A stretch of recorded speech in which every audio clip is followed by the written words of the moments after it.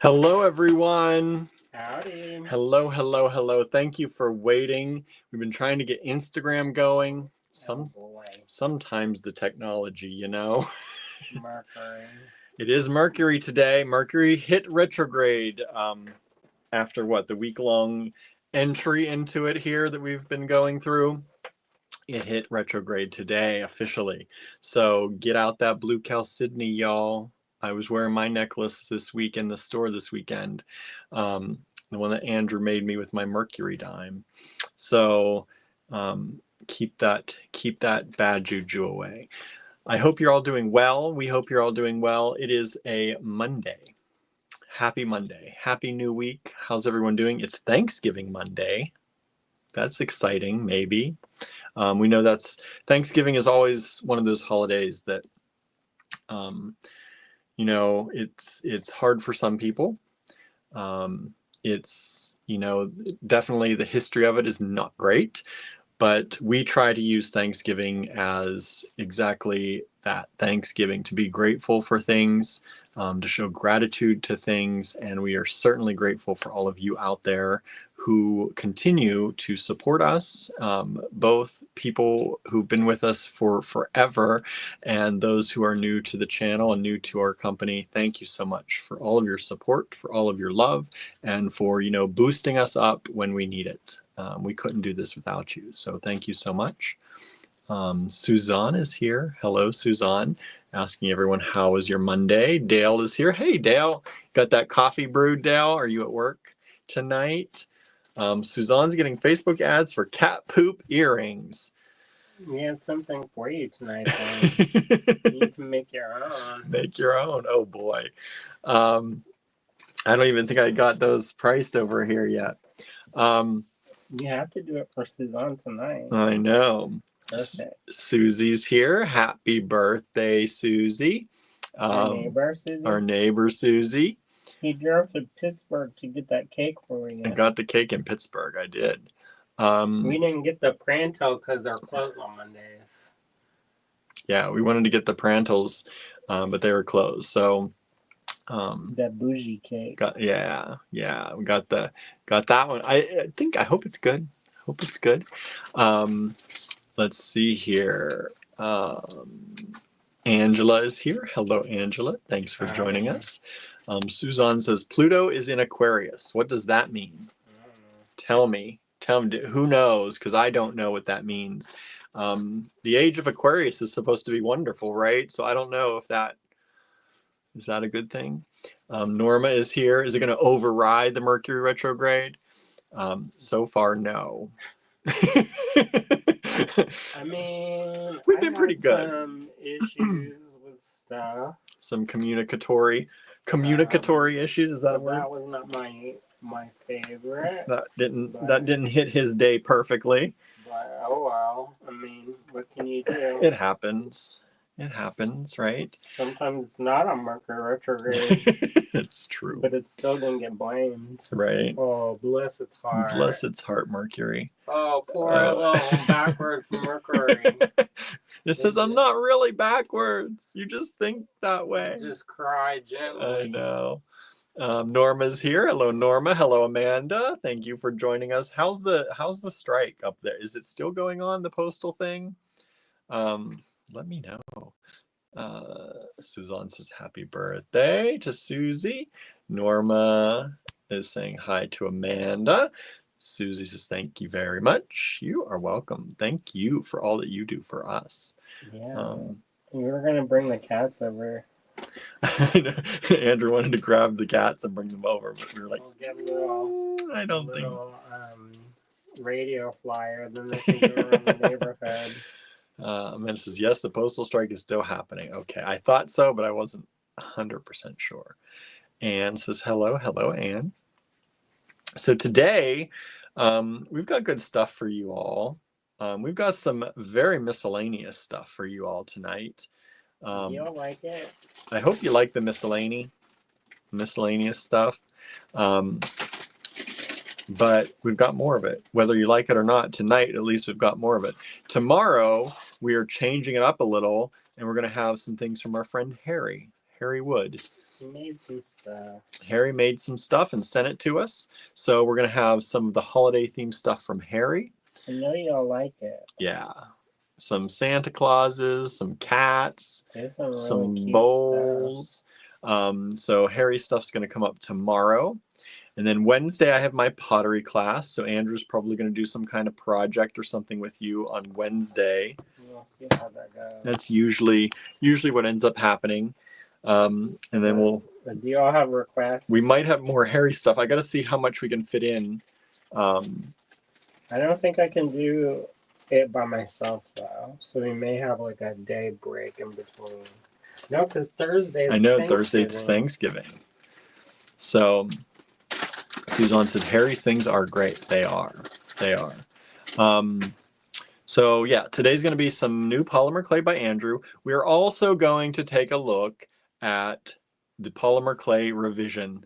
So we're going to go over the things that we've already showed you. So if you are tuning in and you've missed the last few lives, or you've been busy during the time we show Andrew's things, you're going to see them again. We're going to run through them. I got nervous for a second. I was like, would I do different? No. Would I revise? No, these are we're re-showing them, revisiting them, I guess. Okay. Revisiting.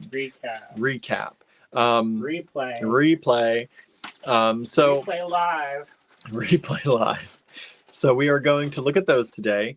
I'm going to show you one more time the luster pendants that are still available, and then they're going away. So these are the prototypes, Disney, right? I remember when Disney used to put their business They in did. the vault. They put it in the vault. You could not get those movies anymore.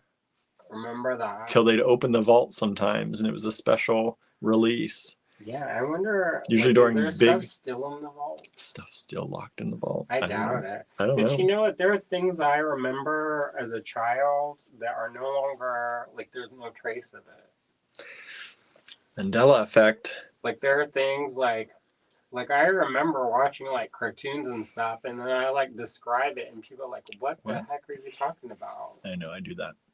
I have this one song that we used to play like crazy on our record player. And I, to this day, searching Google, searching everything, the lyrics that I remember that song, I have never, ever, ever found that song again. It's like it doesn't exist. And I'm like The Little Mermaid, they made a TV show about The Little Mermaid. I thought I watched the TV show. I feel like I did. And there was a TV show for Aladdin also. That I don't remember. Because I remember there was the Sandwich. And I laughed about how it was called Sandwich. But she was the witch of the sand. Oh. And then the Little Mermaid, the bad person was Ursula's sister. Was it a cartoon or were they live action? It was cartoon. I feel like I remember the Little Mermaid, a cartoon, but I don't remember Aladdin. But like people were kind of remember this, but there was this TV show that it was like fish that talked, and it was a cartoon, and they played it at night, and it was not for kids. But it wasn't like it wasn't adult. But it come on at night, and I used to like beg my parents to watch the show, and then it was like it comes on too late. I don't know. And nobody else remembers it. It was on CBS in the 90s. Suzanne says, I don't remember either. So, yeah, there's certain things like that song. It used to be about love. It was like love on an airplane, love on a rooftop. And then it went love, love, love. And it was a guy with a deep voice that sang it. He went love, love, love. And I remember, like, I can still remember that song in my head. And it would have been from my mom and dad's records, probably from the 70s, because that's pretty much the music I listened to on the record player. And I cannot find that song. Like, it was the same time Leaving on a Jet Plane. Like, that was one of the records I listened to all the time. So it was in that. Leonard Cohen? No, that's Leaving on a Jet Plane. Is that the Carpenters? That's not the Carpenters, is it? Anyway, so I don't know, but I have searched lyrics, and since I was like in my 20s, I've searched It's been like a 20-year search. I've never found this song. And every once in a while, when I think about it, I search the lyrics again, try and find it on Google. Everything else comes up, but not those lyrics, not that order. Well, who knows? I It thought it was Hey vanished. Hammurabi for years, and it's Hey Mama Rock Me. Yeah, but Love on an Airplane, Love on a Rooftop, Love, Love, Love. Like, that's pretty, like... I was like, wow, they're going to go to, Oh, that's it. Peter, Paul, and Hammurabi's Mary. Cove. Peter, Paul, and Mary, and John Denver. I think we had the Peter, Paul, and Mary version. So I've looked up Peter, Paul, and Mary for that song, too, thinking maybe that's them that sang it was on the other side. Maybe that record. Cannot figure it out. Anyway, yeah, things just Did you ask disappear. your mom? No, she probably would not remember. How you do? She remembers a lot of stuff. She does. I don't know. That was her record. I know, but I think I listened to them more than she did. Oh, really? But she may remember from me listening to them. I'd sit in the doorway of our bedroom, and because the records were out just outside the bedroom, and I played it right in the doorway. I'm sure your brother loved that when he had to go to the room. Yeah, he listened to them too, though. We also had an 8-track from the Beach Boys. I think it was called something like "Don't Break the Ice," but I don't know if that's what they said. Don't break the ice or something like that. And we'd run around like it was about breaking the ice, talking to someone. But for us, we were like stomping around in the living room. Not we were breaking the ice. But I've never found that song either. And I think it was Beach Boys because we had an 8-track. That was on the 8-track. Well, yeah, that was funny. We were watching that Station 11, and at one point, I don't know if y'all know what the Station 11 is. If you have any PTSD from the pandemic, maybe don't watch it. But it's like what happens after a pandemic wipes a bunch of people out, Mm-hmm. and during it kind of talks about that. And it's more complicated than that. But at one point, they're like talking about the old days, the before. The before. And they're like, she's going to film it on a camcorder. And one of the younger people who's like old at that point, older, is like, they didn't film stuff on camcorders. They filmed things on phones. I know. It's like, nope, we did. And that's like, I mean, I guess that makes sense because she would have been like 7 or 8 in 2020. Yeah. So iPhones came out in 2007, pretty much just about since then. So her whole life. That's Never like saw a what they call the digital natives. Mm-hmm. Some people are. They never had the analog stuff. Norma says, I have an anthology of all Peter, Paul, and Mary songs on CD. I'll dig it out and look. Thank you. I cannot find that song. Never found it. Did you try singing it to the... I have tried that. I tried humming it, singing it. And it didn't come out? Mm-mm. You know, I should look, because sometimes the way you look for stuff on the Bing, they don't come out. Like I said, I've looked for this since my 20s. I remember being in college looking for this song. You know, you've never asked me to look. I'm the finder of lost things. Do the finding song on the internet. You never know. I find all kinds of stuff. Well, Love on a Rooftop, Love on an Airplane, Love, Love, Love. That's what I remember from it. It's probably the Goo Goo Dolls. They made a portal to your brain in the past. Right. That sounds like Suzanne's heading out to dinner. Have a good dinner, Suzanne. We had a little bit of dinner pre-dinner. We didn't want. I didn't want to eat too much and be too full and be like. We're of that age. Yeah, but yeah. I think I went to bed at 9:00 last night, and of course we watched what you call it. What did we watch? Something Austen, Lost in Austin. Oh, Jane Austen. That was actually, I enjoyed it, but I kept falling asleep. You have to watch that last episode again because that second episode. On my mind. I don't know what's going on, but I did enjoy that show so far. Lost in Austin. And it's weird because I know most of the actors, and it's from maybe 10 years ago, 12 years ago. I don't know. I can never tell. Well, especially with like a semi-period piece. It's like, when is it? I don't know. Mm-hmm. But it's good. I like it. But I'm guessing early 2000s. We ate our friend Charlie came to visit us on Sunday. on Sunday, yesterday. Is Charlie watching? Not yet. And Charlie worked with Andrew a little bit in the cottage at the studio. And He ended also, up making stuff. yeah, he ended up making some things. She made a nice pendant, Turquoise one. And she brought us meatless shepherd's pie. And it was a hearty serving for each of us, which is good. It was yummy. And it was delicious.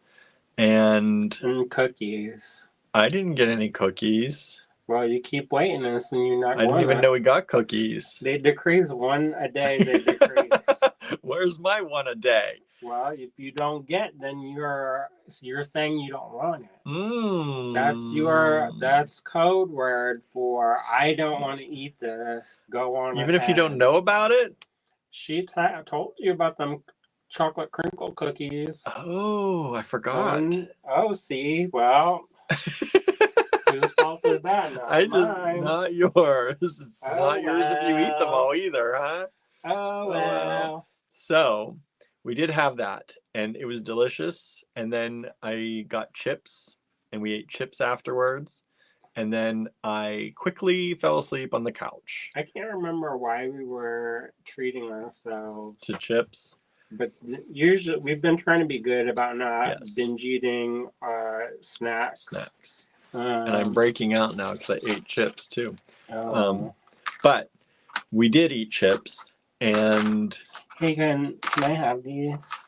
Yes. Are they for sale? No, because those are the bad ones. Okay. I was going to give them to Amy for tiles if she needed them, or mosaics. How about for Andrew? Well, if you want them, you can have them. I just said you are married to me, not Amy. I just said you can have them. I didn't think you needed them or wanted them. Well, I can always do stuff. So he gonna give to Amy before he give to husband. I can't win today, y'all. I cannot win today between cookies and my pendants. So we ate and we fell asleep at like 9 o'clock. So I decided I'm just going to bed, which is very rare because I know when I go to bed that early, in 4 hours, exactly 4 hours, I will be awake and I'll be wide awake. And so what happened at 1 o'clock, exactly like 4 hours, like 1:15 or whatever, I was awake. And I was awake until about 5:30 today. And then I finally fell back asleep again a little bit. Just in time to hit your regular bedtime. I know. It was pretty much just what it felt like. So you basically took a nighttime nap. I took an evening nap. And then got up. I didn't actually get out of bed though. I should have got out of bed, but I was doing some reading. You woke me up. I did wake you up. And then I didn't go back to bed until way later. Way later. And so, but I did a grant application. Oh, good. Good. Fingers crossed, y'all. And so this weekend I was at the store on Saturday and Sunday. We closed the store on Friday, as you all know if you were watching, because the weather was terrible. It's nice now. It's decent now. Up at the cottage, there's still snow on the ground, but here in town, there's no snow. You got pellets in the stove, okay? I put 2 bags. Oh, good. So I had this imagining that I was going to go over tonight, but I don't know. You don't know. I think we're going to see my sister tomorrow. Yeah, I think Sheila. We're going to go visit Sheila and Steve. Probably have lunch with them. We have a few things to pick up over that way. Some errands. And I had some errands in Pittsburgh today. So it's been a day. It's been a day. Susan is here. Susan Surreal, thank you for joining us. Gertie has been oddly distant towards me today. Gertie has been. So, Mercury is affecting Gertie. So I'm going to make her a little necklace, a little Blue Cow Sydney necklace. That'd be cute. Maybe put a bell on it. Ding, ding, ding, ding, ding, ding, ding. When she's running around. Tallulah would be so jealous. She would be. Because Tallulah she actually wears this. Like, normally it looks like I'm torturing the cats when I put them in stuff ornaments. And they get this face and it's like. And not like that. They're just like. Yeah, they get Rest, what they call it? RBF, resting you know what face. And then, but Tallulah, she actually likes it. Like I put those little bunny ears on her, and she just sat there. She didn't try to take them off. Mm-mm. She was just looking around. She's cute. She knew she was trying to work it. Susan said, I missed the opening, but when my hubs was young, he flew on a plane with Mary Travers. That's cool. Susan said, I saw Peter, Paul, and Mary live many, many years ago. Wonderful show. I bet I'd love to see them live. I would have loved that. Anna says, hey, Anna. This is Mercury retrograde is so hard. It can be.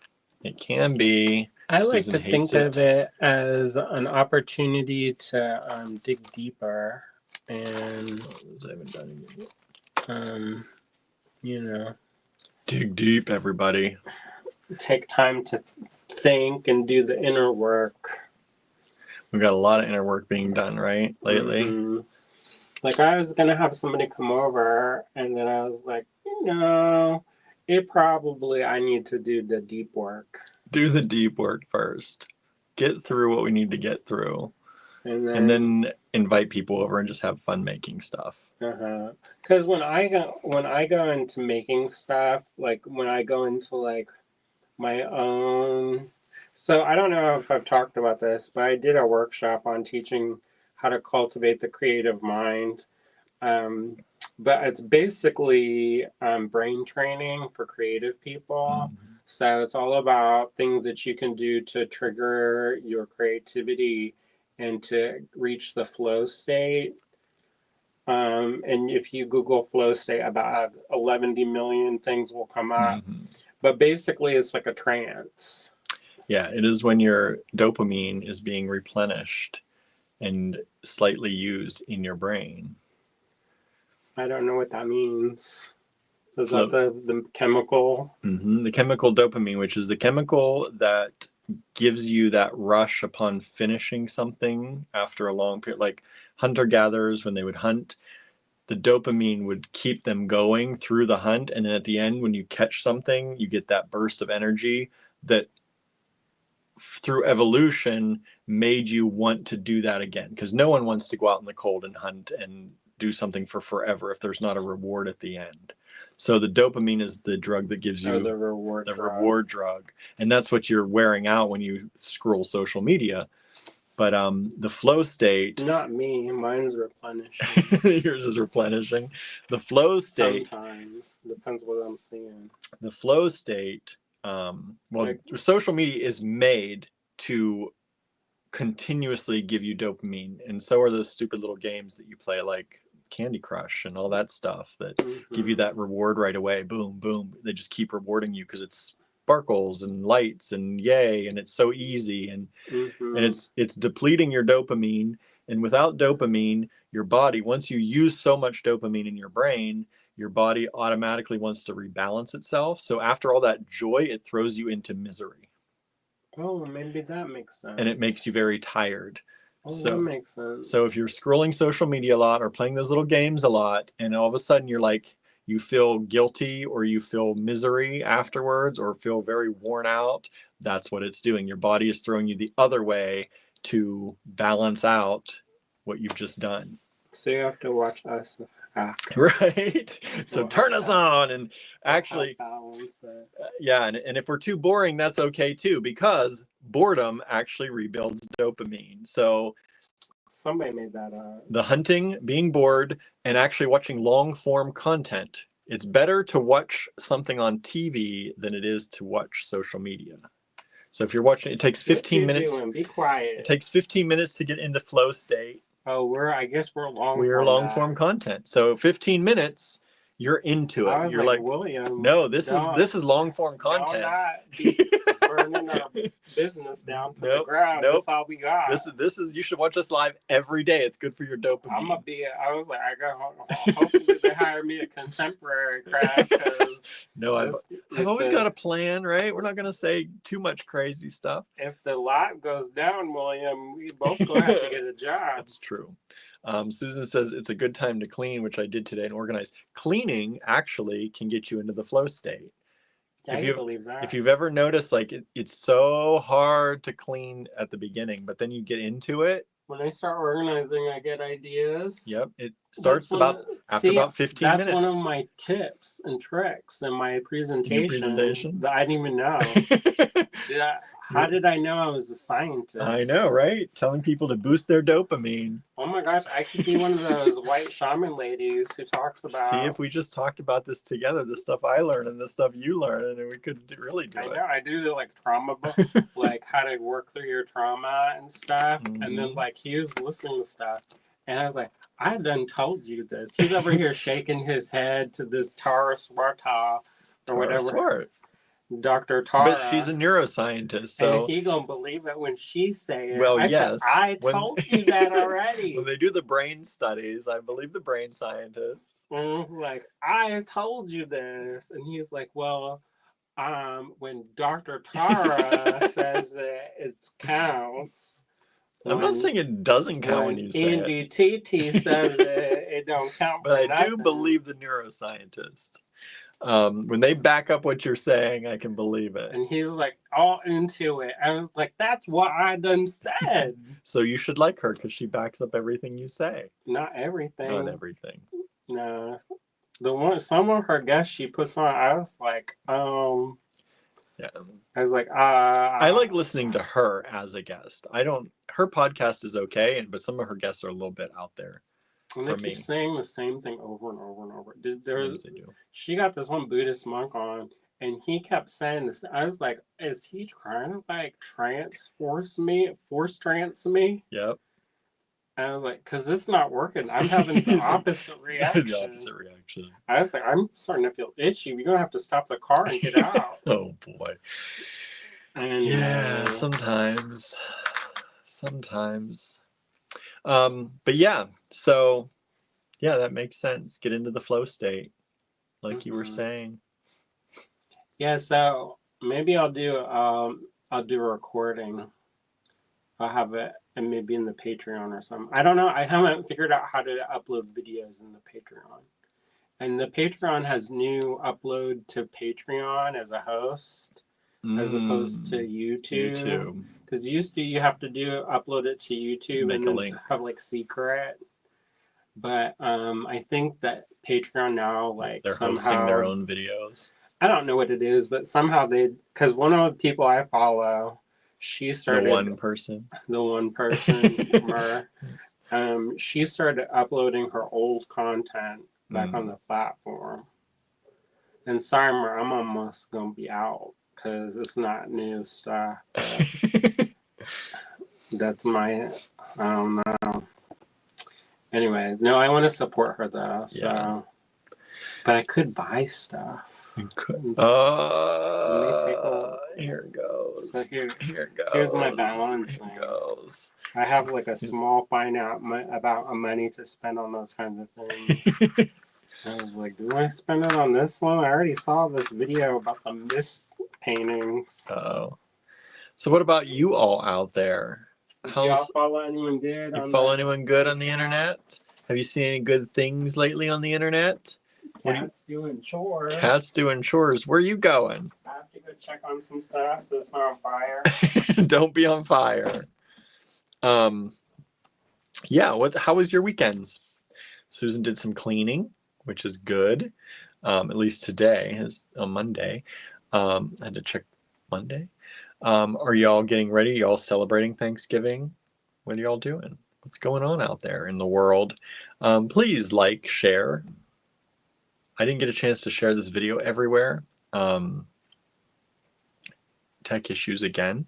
For some reason, usually we can share to a bunch of groups at once, and today that wasn't working. So at least from the browser I was using, so shared less today. It's always something. It's always something.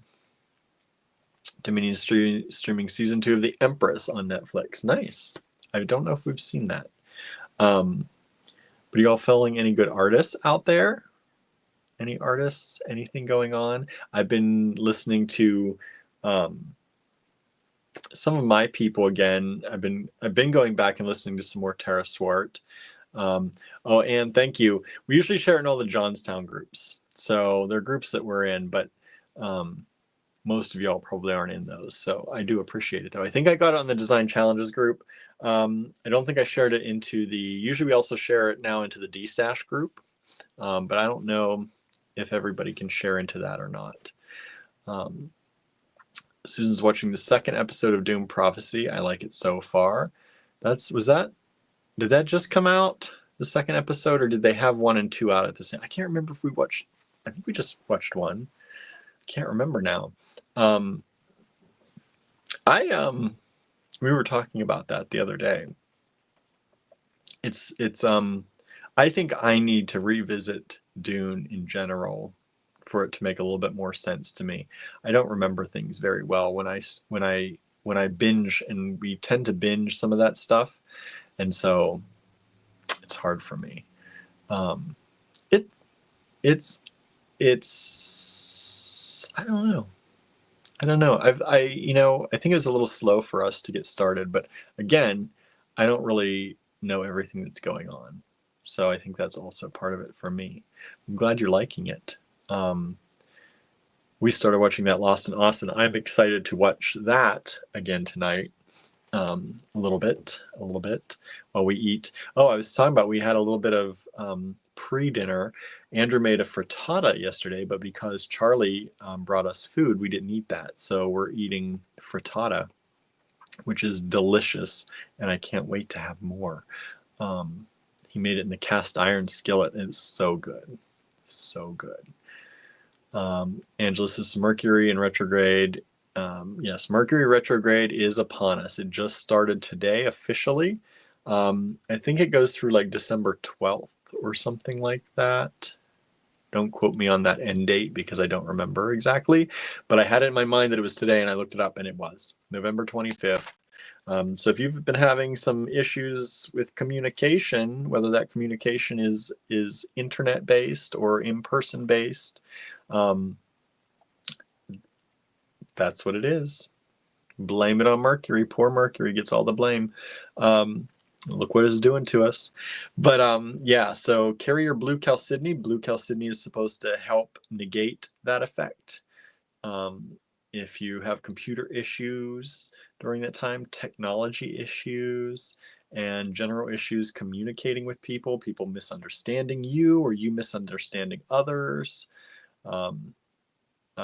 it's one of those times. I think, as Andrew usually kind of says, it's kind of to look at yourself and to look at your situations, and you can go deeper into things and really analyze what are people saying.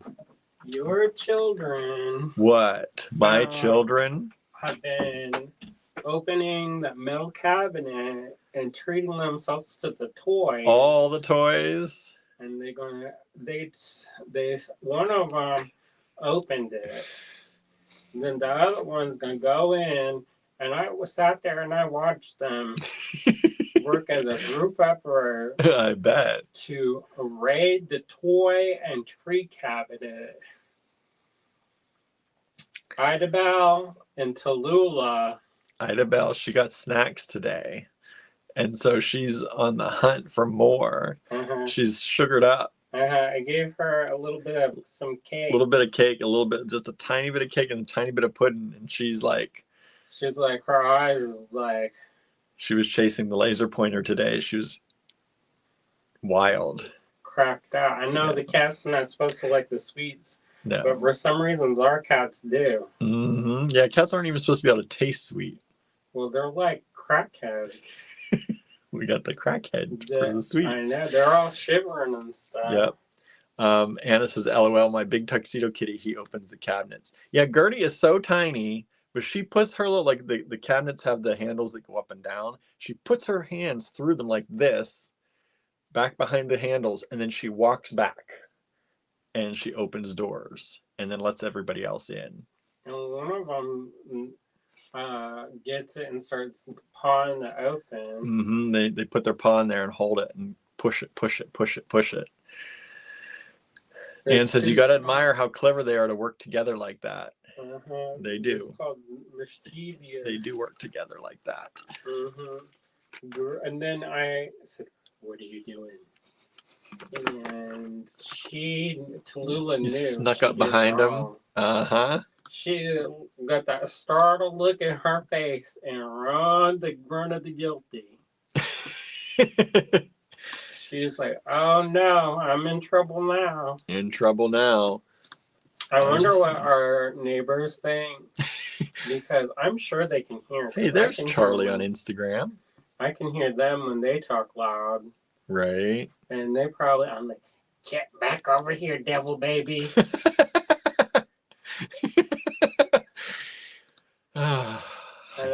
Because we were wondering about what our virtual assistants think. I know, they say they don't listen all day, but yeah, right. Right. Susie asked, have they had any noodles lately? And not since your visit. No, they've cut back on the noodles. No, they don't get in the noodles now. They do open that cabinet though, but they don't get into them. I don't know why, but only when we're gone. They steal out of that cabinet when we're gone.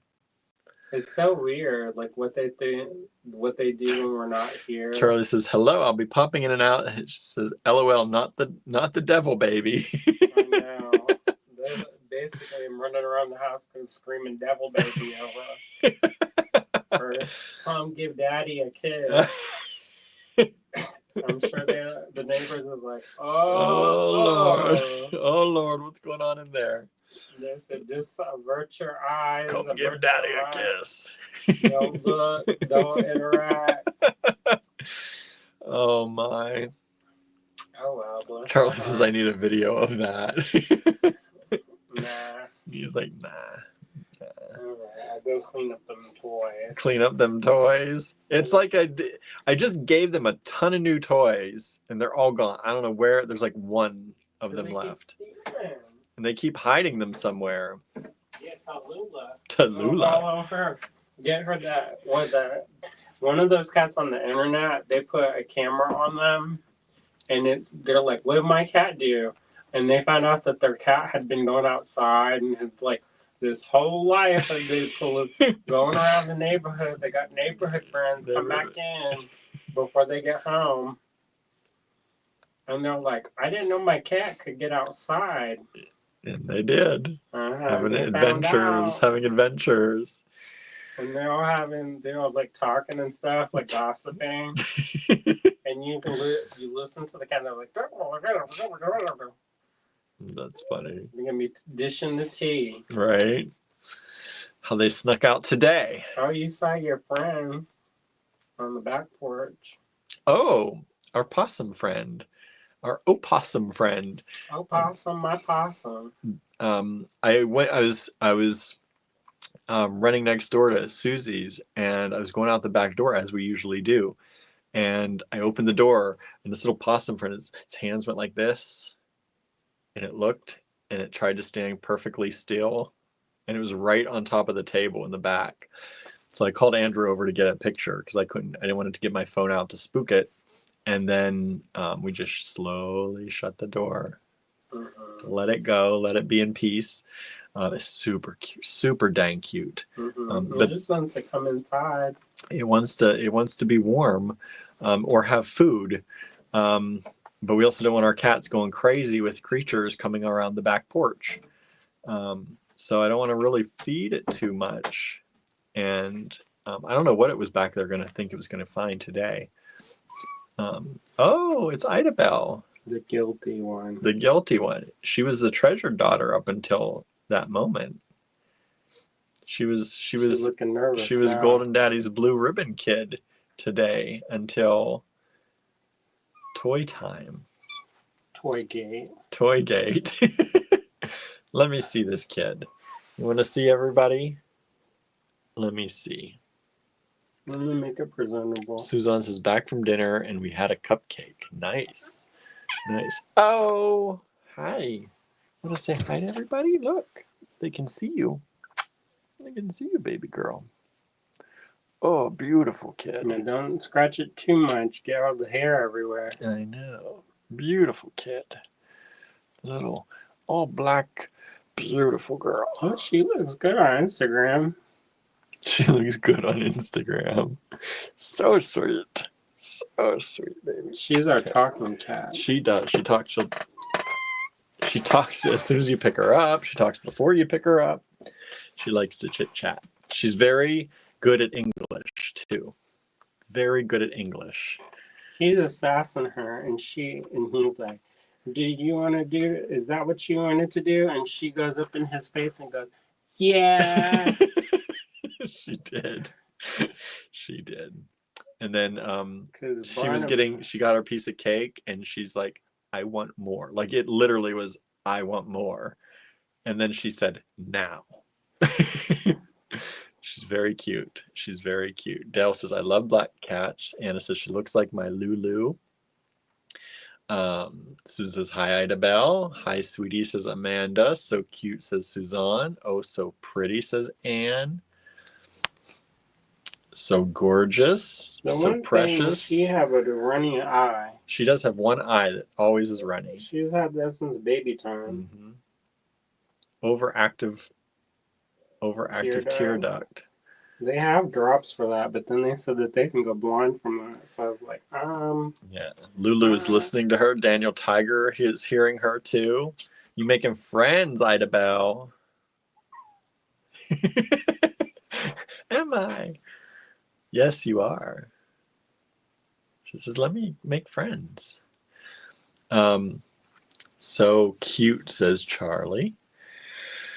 So yeah, that's what's been going on. I was at the store this weekend. I got a lot of things pre-packed. I just got to put them in boxes and put names on them and send them out the door. So, I'll be getting some stuff coming out the door very soon. And anybody local want to come help? Anybody local want to come help? I have more stuff I have to sort yet. I have some things. This is the stuff that I already had sorted that Cindy helped me sort. Is Cindy coming this week, or is she busy? I don't know. She said she would be in touch, or we could be in touch, one of the two. So whenever we have time, but we're going to be away tomorrow. But I'm going to try. I have some of this stuff here. I have some people that I want to get out, hopefully tonight if I can. I brought some boxes. I don't know if I have the right size, but I want to try and get some stuff out. And it's going to be what I have sorted until this point, and then I'll be sorting some more. It's like continuously sorting. So, but I do have stuff. I got a lot of stuff ready to go during the store because it was slow this weekend, which I kind of figured it would be with the weather the way it was. But more packages will be going out to a lot of you very, very, very soon. Very soon. Let's see here. Looks like somebody says Nancy is here. Oh, Suzanne says Nancy and I want to visit. We would love you to come visit. We would love it. Let us know. Sandra is here. Hello, Sandra and Sweet Pea Gemstones. Thank y'all for joining in. It's been a good. It's been a pretty good weekend. Yeah, I'm trying to think. I feel like something else happened. Cindy came to visit me. Charlie came to visit at the store as well. Charlie was down at the cottage, and then came to Johnstown to visit some friends there, and then stopped over real quick to visit me at the store and say hi since I didn't get to see her. And Cindy and Charlie got to meet in person. They were Instagram friends through AG Bead Fam, and they got to meet in person.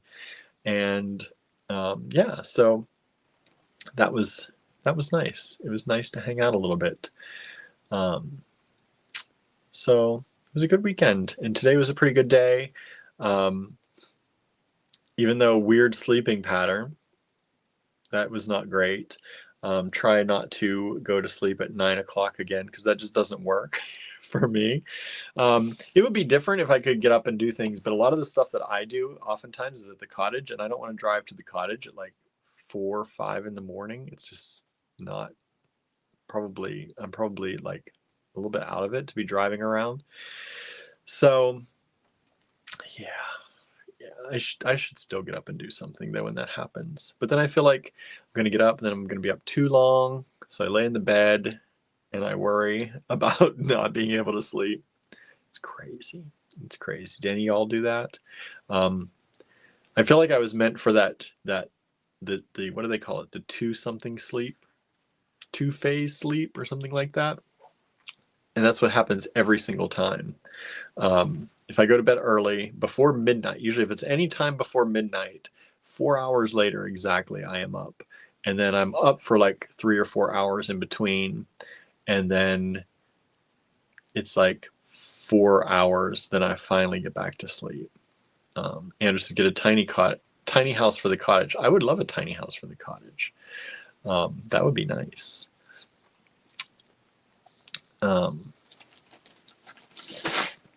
Oh my goodness, that just scared me.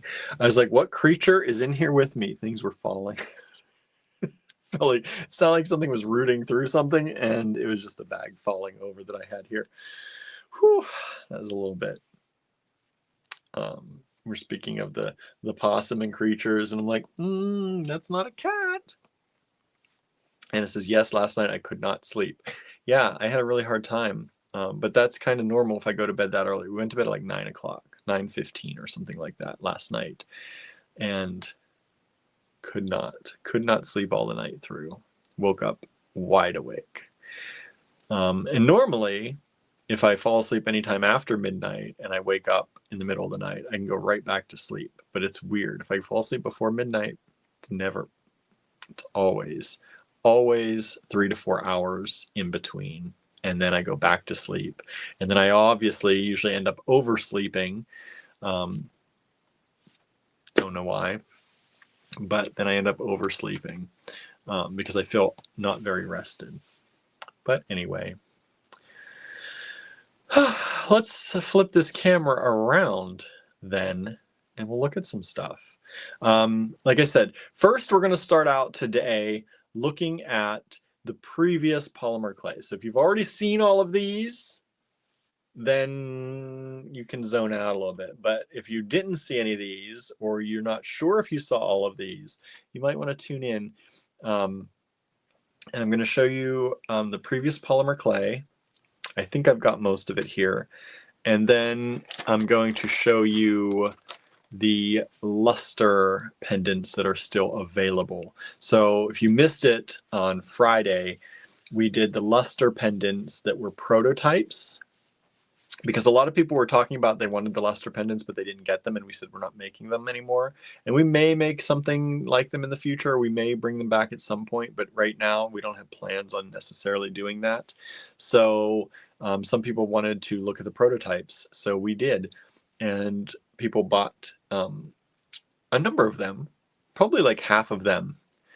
We probably did half of them, sold half of them, but there's still half available. So I'm going to show them again, just in case y'all want to grab them. It is the last chance for these. We will not be showing them or putting them anywhere else again. They will get thrown into the vault or wherever, into the stash, and they will be a memory at some point. So we're going to do that. Suzanne says, what is the difference between the clay you make with and the polymer clay? So the clay I make with, the ceramic, is ceramic clay. So that is clay that goes into a high fire kiln, and pretty much it turns into like a glass, right? Not quite glass, but it does vitrify. So yeah, and it makes it able to be used for drinkware and whatnot. So it is an organic clay. Polymer clay is polymer, and it's more of a plastic. And Andrew would be better at telling you all this because he researches all the differences. But it's more of a plastic material, so it's sculptable, but then you put it in an oven. You don't go high fire; it would end up melting down into a puddle.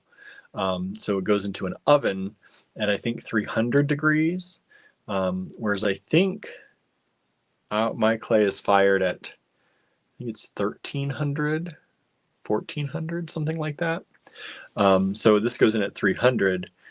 Yeah, ceramic, Andrew just said, is earth and clay. So you can technically, if you have clay in your soil, technically you can get wild clay if you know what you're doing, or just want to play around with it. You can get clay out of your backyard if you have clay in your soil, and you can technically possibly use that for some ceramic ware.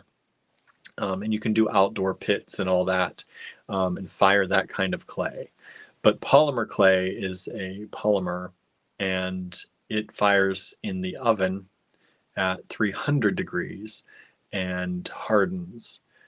And yeah, so it's a difference between something like kind of it's hardening versus it's actually the earth and clay vitrifies, and that way it can hold beverages and hold water and not it's food safe that way. So yeah, and then there's epoxy clay, which is the two-part clay that we use, that Andrew sometimes uses, and we showed in the bezels, which I do still have to show you. We got some of those. We found some of the those little bumpy bezels that Andrew used the one time, and I know some of you have been asking if we have more, and we do. And I got to get them and get pictures of them for y'all and get them priced. But we do have some of those. But that's the two-part. So this one is epoxy clay, and I believe it's like a plastic. It's kind of more like polymer, I would say, polymer clay. But once you mix those two parts together, there's a chemical reaction that then starts hardening that clay. So instead of having to put it in the oven, it just automatically, those two things, those two chemicals, or whatever, more than two, but whenever those two parts come together, they start to automatically harden with a chemical reaction. You can feel them warming up sometimes because they warm up a little bit to do that. And over the course of about 24 hours, like after a few hours, it's going to be pretty hard. But over the course of 24 hours, it'll harden to the point where it's not going to move anymore. Anderson, most of the bezels are mine. Oh, he told me we had more, and now he's telling me most of them are his. So, all right. I guess we may not have any more of those bumpy bezels. Yeah. So those are the clays, some of the clays that we use. And then of course with the clay that I use, there's all different kinds. But there's like high fire, low fire, there's like porcelain, there's terracotta. So all different kinds within that. And then of course polymer clay has all different kinds within that. Some are softer, some are harder, some are more translucent. But yeah. Andrew says, I can share some, depends on who asked. See how he is? But yeah, so I'll look through my emails and see who already asked us for those. And you might get some, maybe, if Andrew shares. So yeah, so I'm going to take you through the previous polymer clay pendants. I don't know how many of each we have left. Andrew made generally 5 to 6 of each of these, generally. So I'm going to show them to you. None of them, I think, have completely sold out yet. There might be 1 or 2 that have, but I'm going to show everything, I think, anyway. And if you'd like to claim these, you can send us an email, and we will see what we've got. I'll compare the spreadsheets and find out if you want to purchase any of these. All right, and then I'll do the luster pendants, and then we're going to jump into some of the miscellaneous stuff we have tonight. And I have some of it worked up. I don't have everything worked up, but I have some of them worked up, and we're going to show you some of that. And then Andrew's got some new polymer tonight that we're going to show you. So it's going to be a fun night, I think, and kind of we're just doing it chill tonight. You know, we're just hanging out. We're gonna be chill tonight, and I like that. Just a cozy little night. All right, so let's winter, I feel like it should be cozy and chill. That's what I think. So let's start taking a look at some stuff. All right, let me flip this camera around.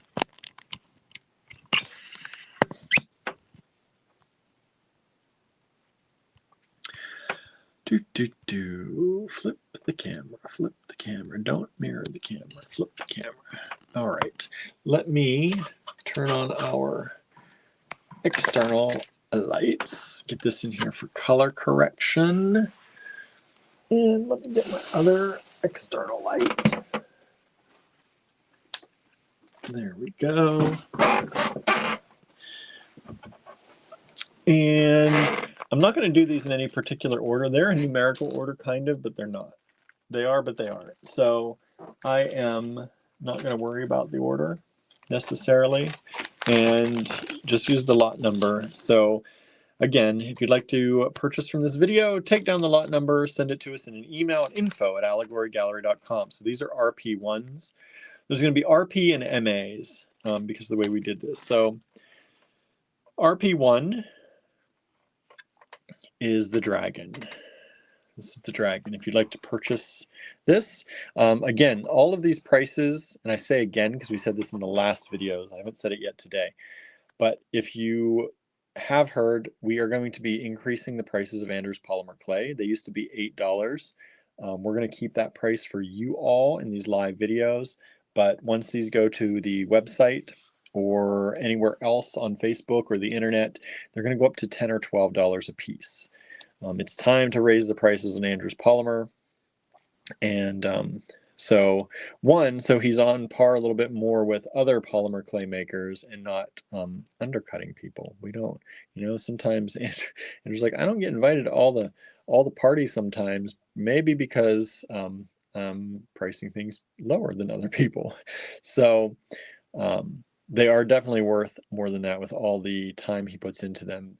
They are pressed from a mold. He has created all of the molds. So the molds are all reverse carved, and then the polymer clay is pressed into the mold, and then they are baked, and then they are hand decorated. So everything is hand decorated after that point.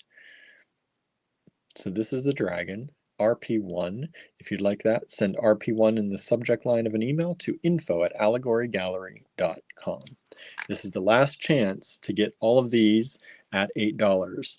I don't think we'll be showing these again. I've shown them a number of times, but I'm doing one last review, and then anything that's left is going to go into the online store at the higher price. So get them now if you'd like to get them at that price.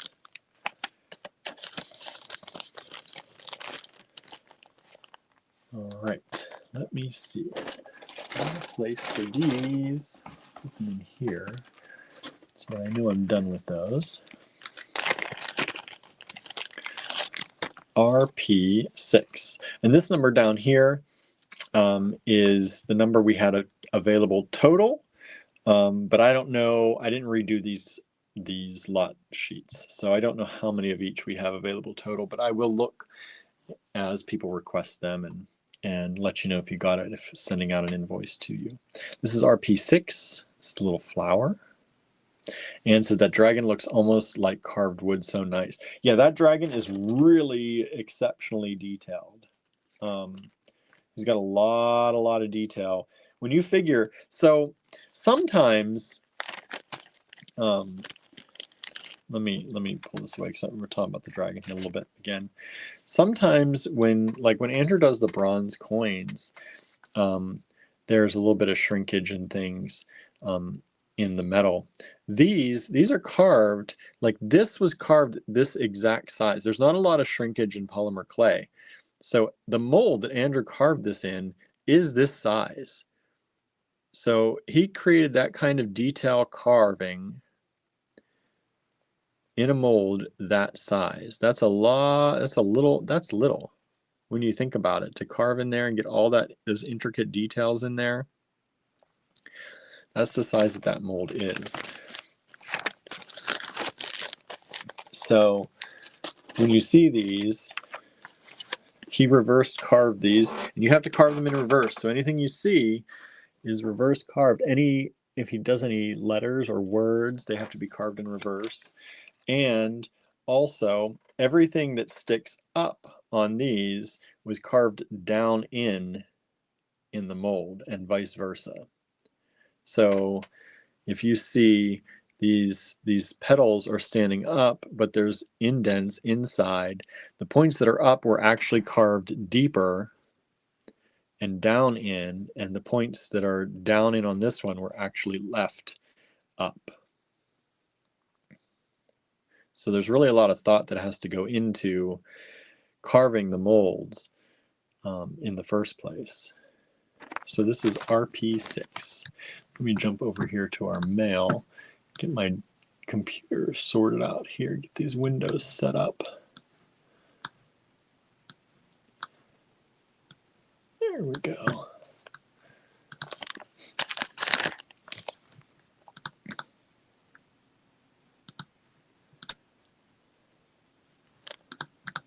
Let me delete some stuff here.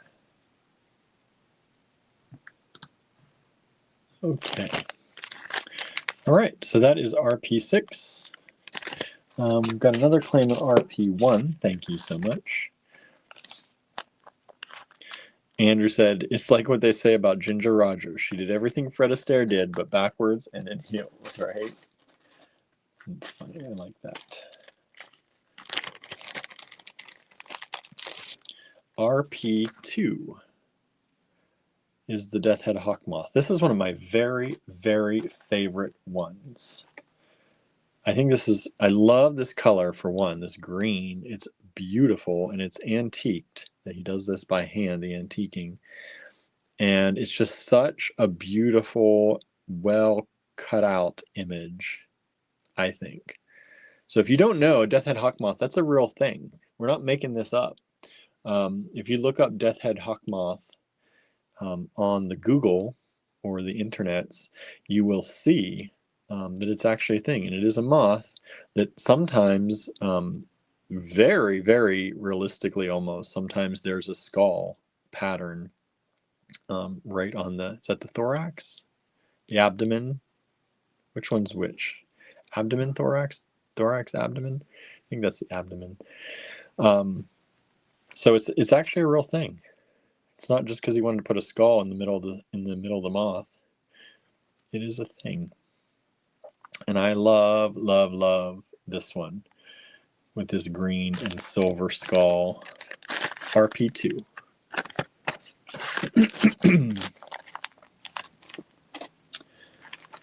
RP4 coming up. I said I'm not going these in any order. I'm just grabbing them here. They're in a pile over here. Before they some of these have to go back to Andrew to get the last finishing touches on, and then he's going to give me all of them so I can sort them out and start packing them up for y'all. This is RP4, $8.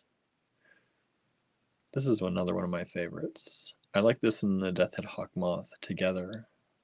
I think they complement each other well with the colors.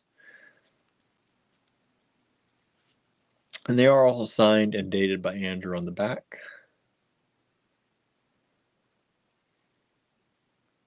Flowers and stars and either water swirls or wind. I look at it as wind, but it could be near the water too. Again, this is the last chance to get any of these at the $8 price before the price goes up and they get put into the online store. I'll be doing that probably, maybe, I don't know when, probably this weekend, maybe. Get these in the online store. I have a few things I need to get into the online store yet. This is RP7.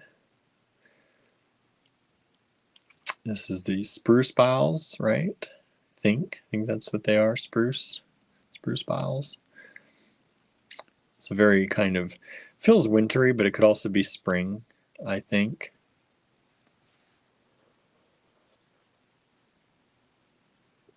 But just because we're heading into winter, it feels wintry to me. RP7.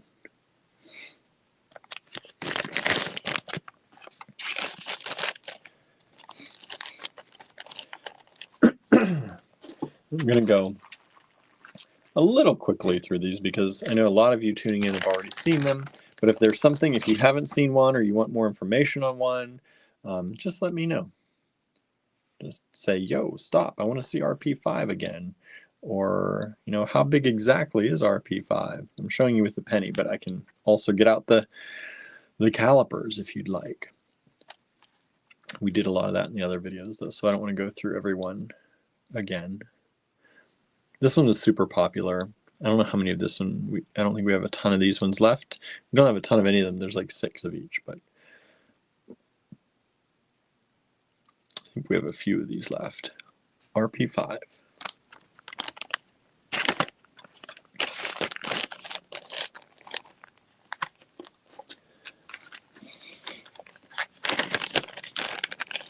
RP3 up next is this dragon / griffin, this creature. And this is really well detailed too. And it has a cat hair on it. Of course it does. Of course it does.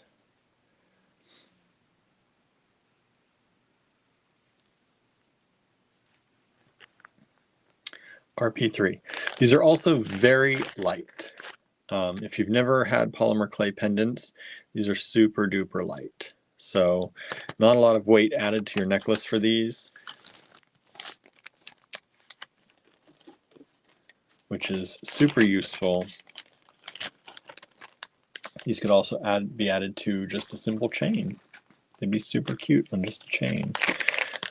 This one is MA1. MA1. And it's this little bird on a branch. This one's been popular too, I believe, if I remember. Look at that beautiful color. Kind of bronzy red. This would go really great, I think, with red tiger eye. If you do something with red tiger eye, I bet that would be beautiful.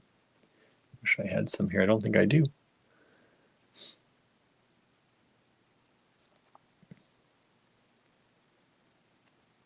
But Andrew also talks about, like, you can see some of his fingerprints. Like, these are literally hand pressed. So the mold is like here, and these are hand pressed down into it and then peeled away, straightened out to get a good impression. Hopefully you get a good impression. If not, you got to do it again. And then they're, like I said, they're baked in the oven. And then he decorates them. And these are all very decorated, very nicely done. He spent a lot of time on these.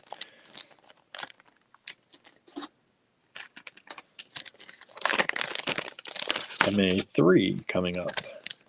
MA3 is the mermaid.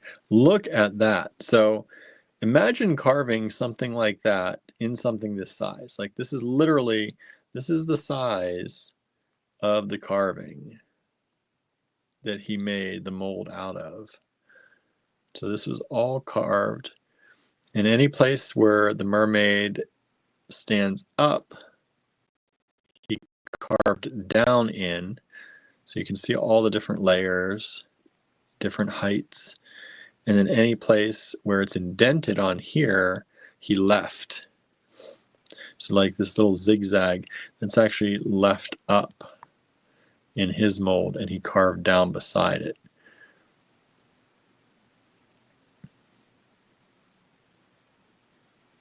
And it's oftentimes hard to get faces right at that scale and carving in reverse, but this one came out really great. MA3. If you like mermaids, it's a beautiful pendant.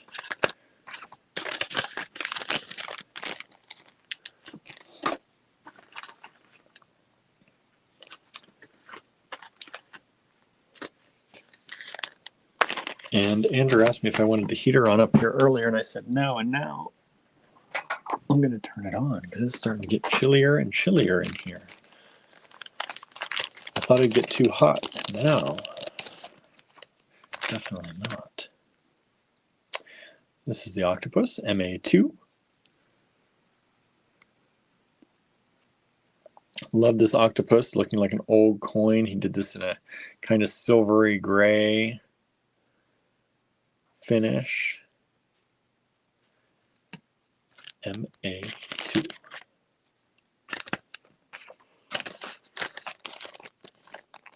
Suzanne says it was 80 today. Holy moly. We had 55 here was the high, I think. 55. Nowhere near 80. Nowhere near 80. We still had the heaters going. Heat in the house kicked on a few times. Had to refill the pellet stove. MA4 is this heart. Love, love, love this heart.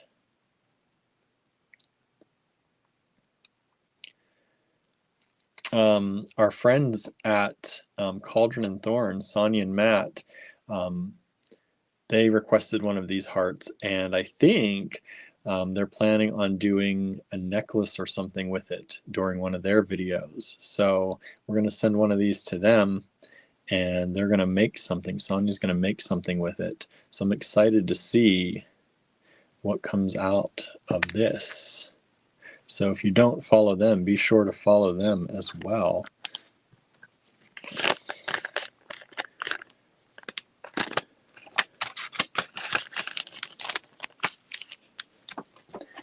We love seeing what other artists do with our themes. It's always so much fun. All right, next up, I'm going to jump to MA60 here.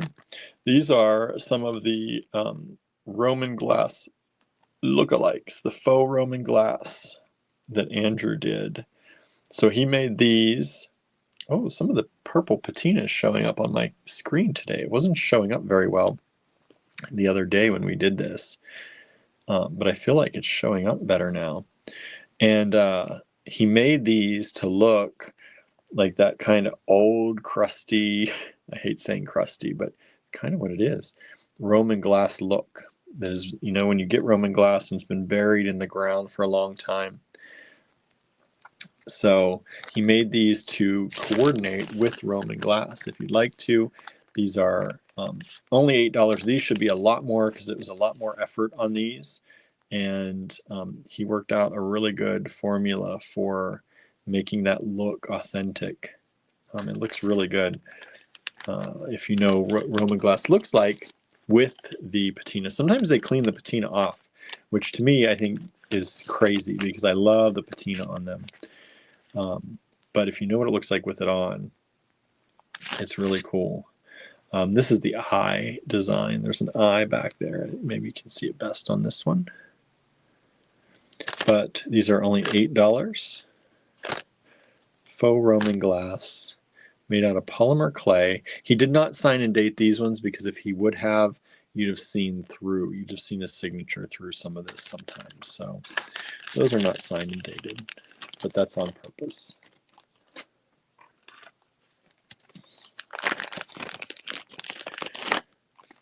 And this one there were only 2 of, although he said he found some more of some of these. This was that, I think he said the dreaming tree. It's a tree with stars on it. And this is MA58. And I did have 2 of these.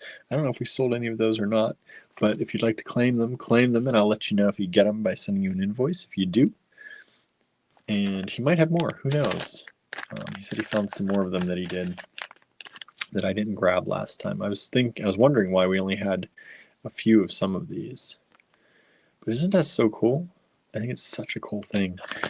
And if you don't know what we're talking about and you're looking at these, you might be like, ooh, what in the world is going on with that? And I can understand that. But if you know what Roman glass looks like, if you've used it or seen it up close, it does have this kind of patina. Oh wait, do I have? I had a Roman glass vessel here, but I think the one I had.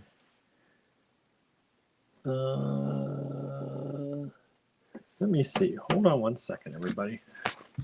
I think the one I had didn't have much of the patina on it. If I still have it here.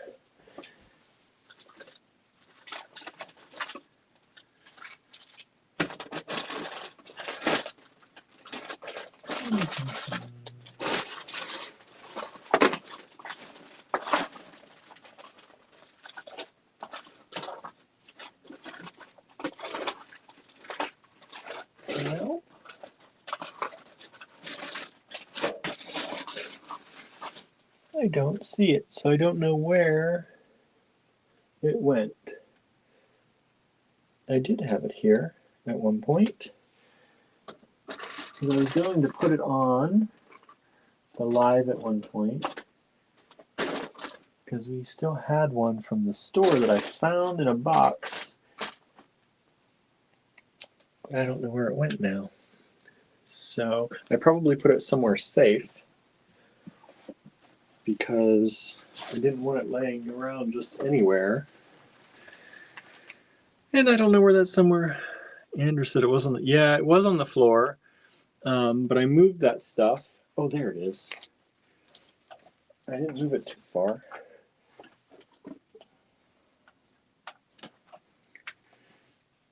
Okay. Oh. Okay.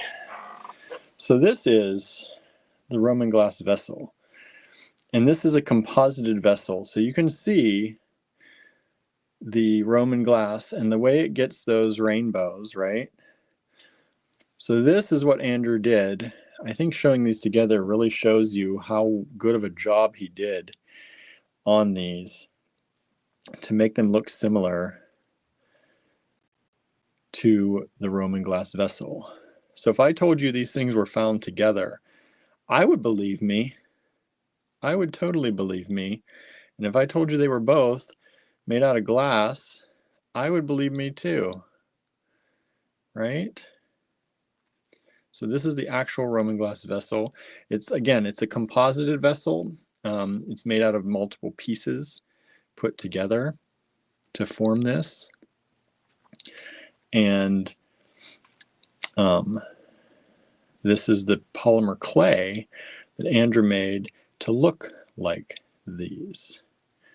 And this is the patina that you often see on these. You can see there's rainbows there. And Andrew got rainbows in these. So that is what that is meant to look like. And I think you did a really great job on those. MA59.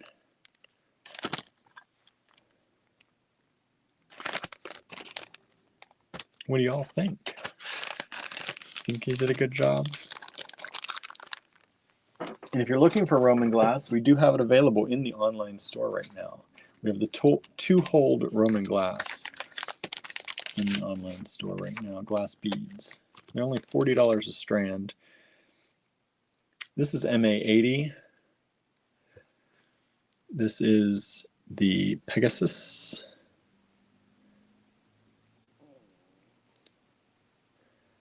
And this is the Pegasus with just, it's the more plain one. It has a slightly chromatic kind of coating, a rainbow-ish on it with a little bit of glitter. But we had one also that was antiqued, and that will be coming up, I'm sure, if we have any of those left. Oops. Come on. Drop everything out of the bag. Like I said, I'm just pulling these out of order, so that's why the numbers are all skewed today. Here is this was a popular one. This is the glitter frog, kind of the golden green glitter frog. MA79. Oh, my screen just went yellow. Turn off night shift. There we go.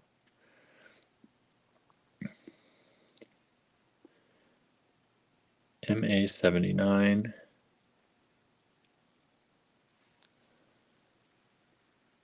Suzanne says, love that frog. Look at that frog. You see that, everybody?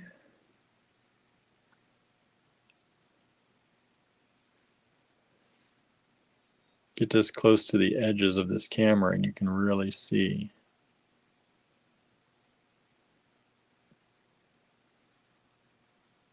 Check that out.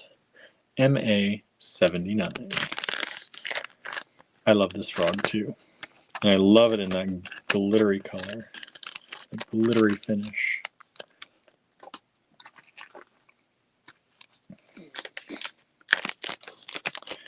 MA81.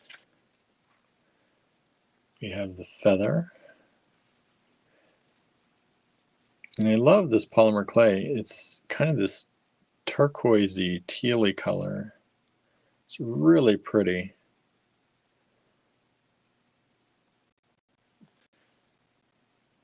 You can see that kind of has that there. You can see the glitter. I have to get it slightly out of focus for the camera to pick up on the glitter. You can see it in person, but for some reason on the camera, you can't see it until you get it like kind of, this is a wide angle camera, so it blurs the edges a little bit or skews them. And I think that's why it allows you to see the shimmer that you get in that. This is MA81. Remember, this is the last call. If you're just tuning in, we're doing a last kind of call for these special priced pendants. Once they go into the online store, they're going to go up to either $10 or $12 for each one. They're at $8 right now for you all. Here again, you can see the glitter color effect on there. I think you can see that anyway. I can see it. MA82 for that one.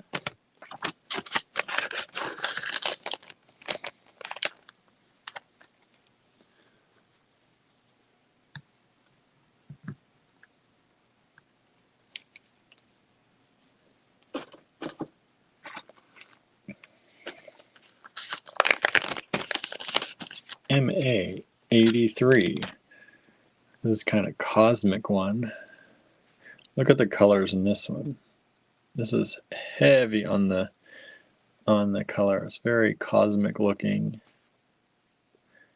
So you can't see it as much on camera there, but in person, you see all the glitter, all the colors. If I take it up close and out of focus, you can see it better. It's weird. That is MA83.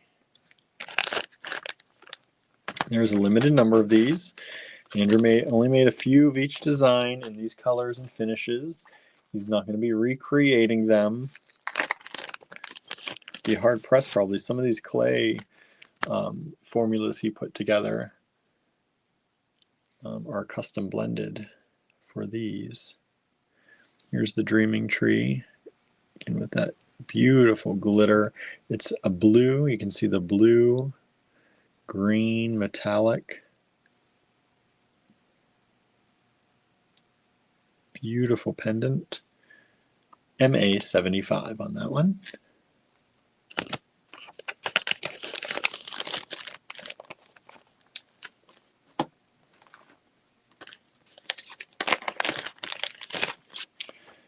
MA76 is the Sugar Skull in the blue metallic glitter.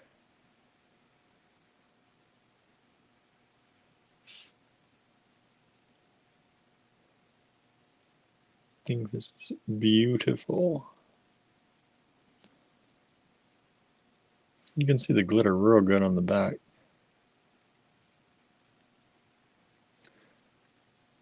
I don't know why. It's harder to see on the camera on the front, probably because of the details, but you can see it in person. MA76.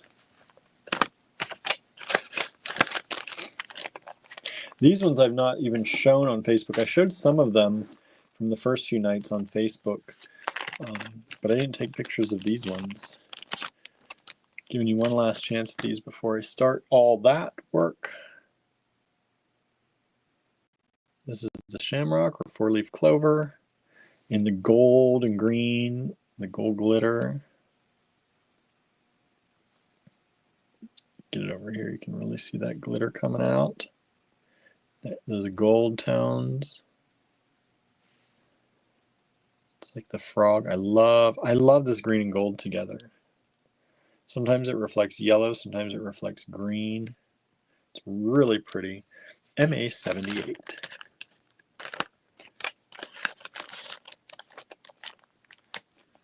How are y'all doing? Y'all doing good out there? Let me check this one because this was only one of these. Did I sell this one?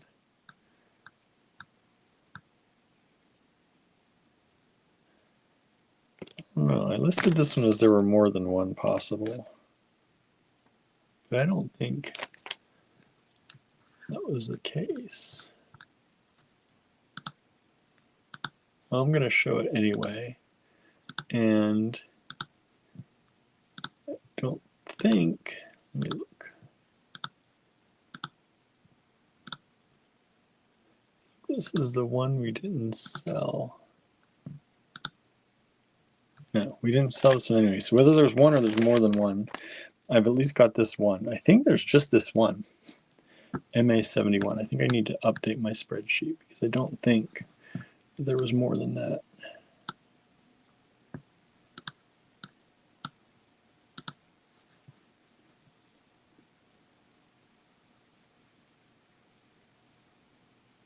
It's a really pretty blue color pendant though. Blue with the silver. I need to change this. I'm changing my spreadsheet too. So I know there's only one. And it's got the blue glitter on it as well. Super pretty. MA71. Suzanne says, just enjoying the clay. Good. Good, good, good. No one's talking, so I'm hoping people are still out there watching. It's hard when no one talks. I feel like I'm just talking to myself the whole time. So talk, y'all. Comment. Feel free. It's also how the networks know that you like us. And they see lots of commenting going on. MA77. Anna's still here. Look at this. Look at that color in that one.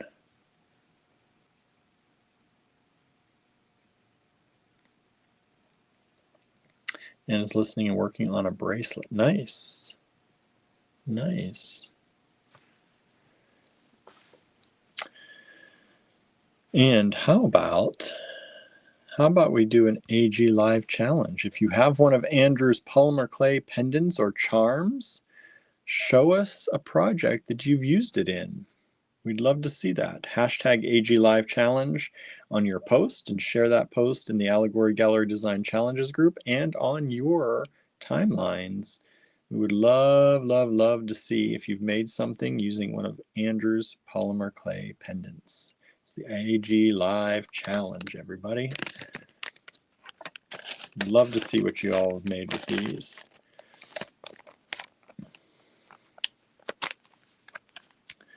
Dominion's here making waffles and zucchini fries. Nice. Dale got back from a sandwich and getting some water, making Christmas earrings. Nice. Are you at work, Dale? I don't know if you said or not. Doesn't, maybe you're not at work today. Now I feel like I missed some, hold on.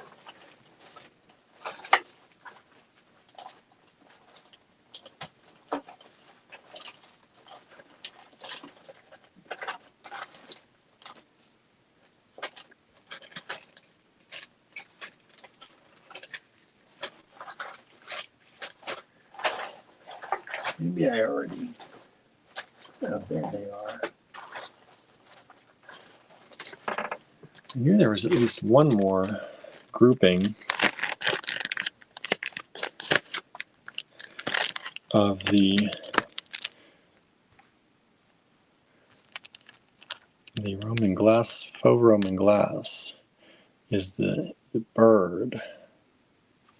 And again, there's what the Roman glass looks like. There's what Andrew did to make it look like Roman glass.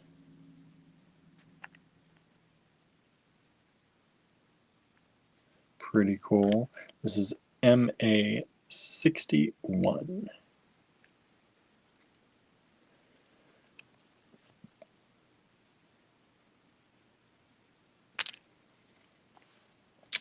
Sandra's watching and working on my BF special. Nice. Dale says, nope, my 2 nights off start tonight, slept today. Nice. Have some rest, right?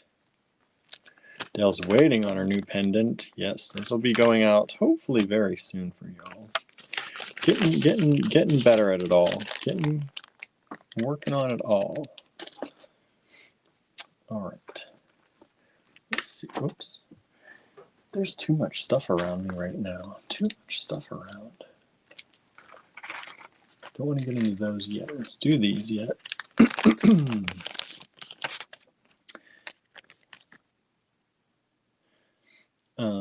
MA74 is the Pegasus with the antiquing. Pegasus with the antiquing. And I think we sold at least one of these, but Andrew said he could possibly make more, or he has more. So that's MA74.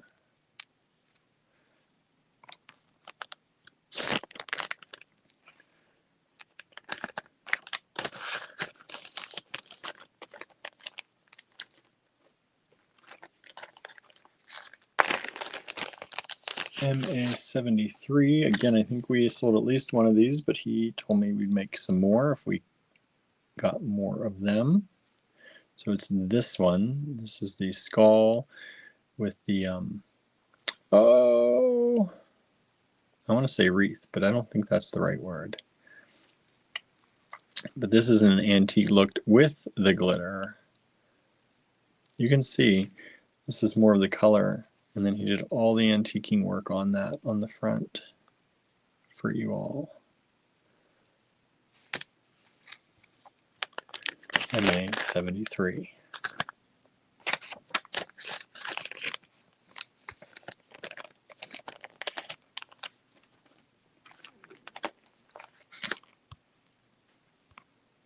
Laurel wreath. Thank you, Anne. That's what it is. Laurel. It is a wreath, but it's laurel wreath. And then this one is the same kind of thing. 72. Can make more of these if we get more requests. This was the blue with the antiquing.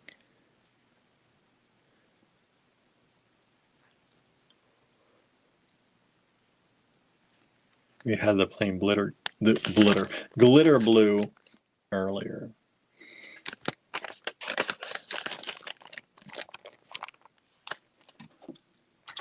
Alrighty, now let's look at the luster pendants that we still have available. These are the prototypes.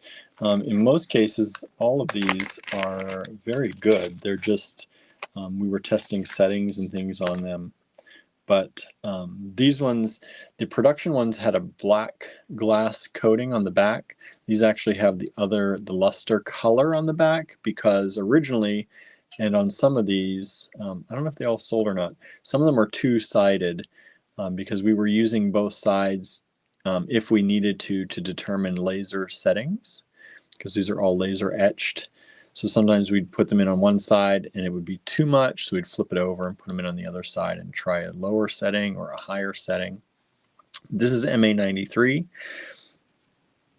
and this is I think the English Ivy, I think that's what this one is. And these are $28. No discounts on these. They were way too much work to offer a lot of discounts on these. And I'll polish up the edges. They've gotten a little bit dark over time, but I'll polish up the edges before I send them out. Sandra says, William, any suggestions for taking pics of rose quartz? I'm losing the color. That is often the issue with rose quartz. The best way, and you know, sometimes you have to do it, one of the best ways is if you are balancing it with something natural, that usually helps. If you're doing that and you're still losing the color, what I usually end up doing is in post-production, going in and altering the color to make it look like it does in person.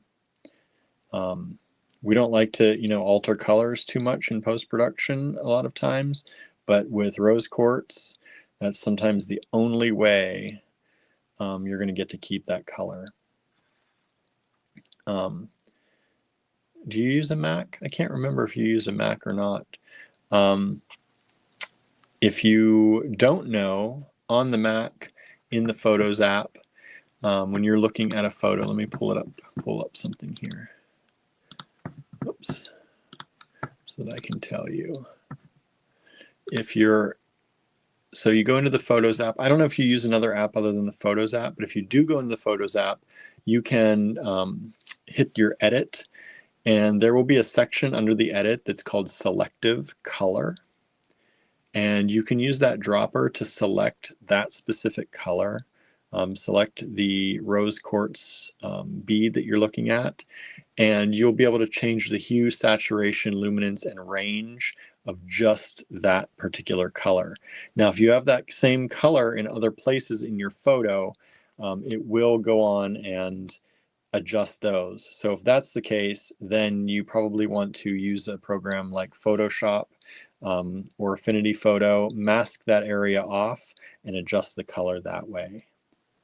But really, that's one of the only ways. This is MA92. This is the Cherokee purple color. We named that after the Cherokee purple tomato, because sometimes it's purple, sometimes it's reddish green. Yeah, those are the rose quartz. Very difficult color to photograph. So that's what I do when I have rose quartz that doesn't photograph well. Do selective color and change it, or use Photoshop or Affinity Photo, mask it off, and change that particular color. Susan says this looks like dark pewter. They kind of do, right? But they are not. This one, I think this is the Cherokee purple too. Some of these could be colors that we never put into production too. That's also a possibility. But this one is flashing kind of green. Let's see, kind of see the green there, and then kind of darker purpley color. But Anna says, and the Cherokee purple tomato is always yummy, right? It is good. But yeah, it does have that kind of dark pewter look too. You are right.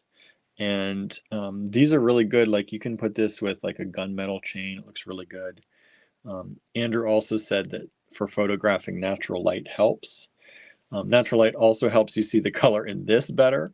But yeah, natural light is your best friend most of the time. But if you are taking photos in a photo box, it's, from what we have kind of come to the conclusion, that the reason rose quartz is that most camera, if you're using camera lenses, your phone lens, a lot of times phone lenses and even cameras are made, well, some of your bigger cameras, I don't know what you're using, Sandra, but bigger cameras, if you have like a DSLR, might take a better photo. But phone cameras, because they want the lens to be very durable, they use a sapphire lens, and it's usually a lab created sapphire. And sapphire, the lenses, even though they're supposed to be clear, right? They're clear, but I think there's a little bit of a blue tinge to them, and I think it negates the pink. That's what we've kind of figured out, because it's always, every time, because we take most of our pictures with our phones for the store, and every time we take a picture of something a little bit pink, it doesn't quite, it kind of washes it out. This is a really pretty one. I'm surprised this one's still available. It's the purple labyrinth pendant. You are using your phone. Yeah. Yep, selective color is the best way to go, or mask it off and do the selective color that way.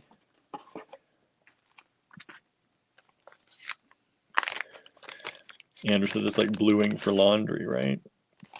Make it lighter, make it whiter, make it brighter. Here's the Inca Gold in the Green Man. This one is still available. MA87. Anna says, I almost got that one decided on the green labyrinth. Yeah, I love the green. I love the purple. I love that. That purple is so vibrant. It is such a deep, beautiful purple. The green is also very nice. It's a deep green, the English ivy.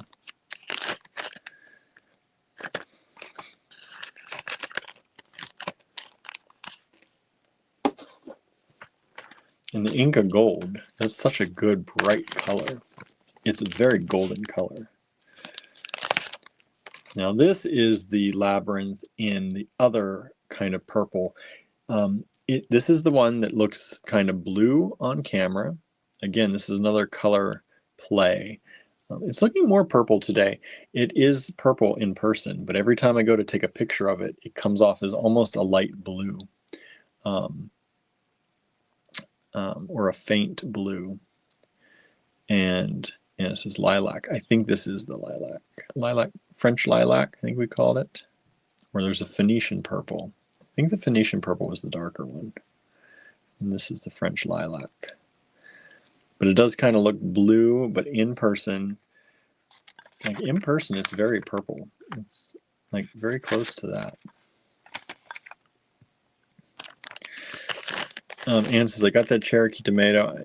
That's not the name, but you know, it's really beautiful. Yeah, the Cherokee purple tomatoes.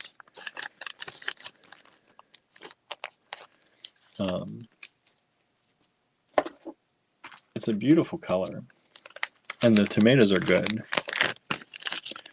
They're one of the heirlooms, I believe, the heirloom variety tomato. Gorgeous red.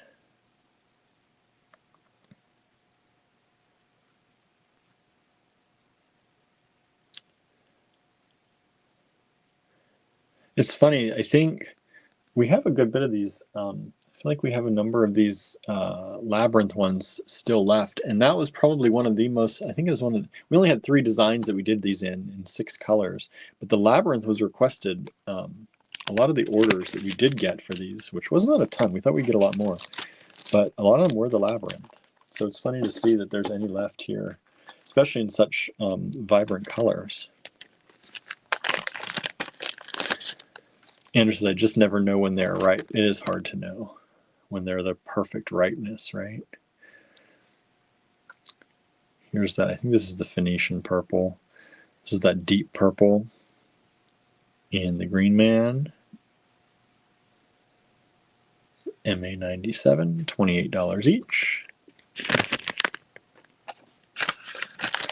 And the last one we're going to review again tonight before we get into the new stuff is MA95, again, the Cherokee Purple Labyrinth.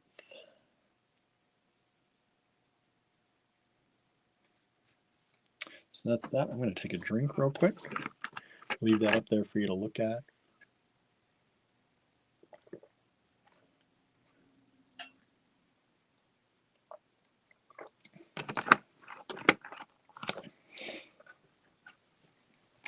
All right. So that's that. That's the review. We got another order or 2. Thank you so much.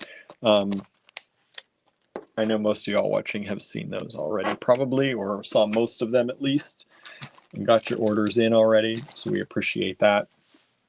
And we hope you'll also share once we put them on the website or on social media. Help us share, get the word out that they are available at the higher price, but still available to others.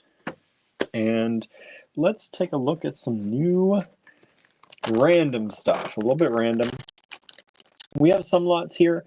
I don't know how many we'll do tonight because I still have some that I have not gotten together. I didn't get a chance.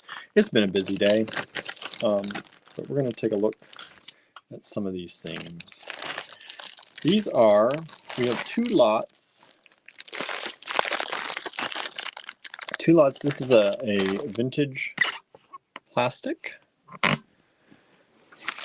And this is kind of There's some red, there's some oranges in there, there's some swirl, like, whoops. This has a golden like swirl to it. I think it's more of a vintage lucite than just a vintage plastic. I lost that one, I'll find it. But you're getting the bag full for $5. If we string these up, normally we charge $4 or $5 a strand, and it's like 6 beads usually, or 7 beads on a strand. So that is a good deal for y'all. Still trying to find, I have too much going on down around here. There you go. Domina says it would be cool to see some ceramics made from local clay. Look on Instagram. There's tons of people doing it. Oh, I just blanked on her name. Our friend, Kathy Van Cleek. I think Kathy Van Cleek, if you look her up, I think she was working with some local clay of hers own, and she was doing an outside firing. I don't know how that all went. Sandra says, I have to run to the store. Enjoy your night. Come on back. We'll probably still be here, Sandra, but have a good night if we don't see you again. All right. Tomato color, says Susan. Yeah, it's a good color. Some are a little bit more red, pinky red. And then we have some of the good tomato color and the swirly colors. There's 2 bags of them here. We've sold 1 lot so far. Thank you so much. We've still got 1 available. MA 100. $5 a bag. 2 bags available.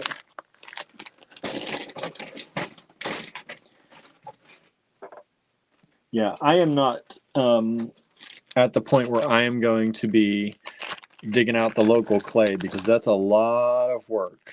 Sometimes you have to purify it. You have to do things to it to make sure it's going to be usable. It's a lot of work, and that's beyond my skill set at the moment. So definitely check out Instagram. These are very old Czech glass, large beads, this beautiful blue color. I love, love, love these.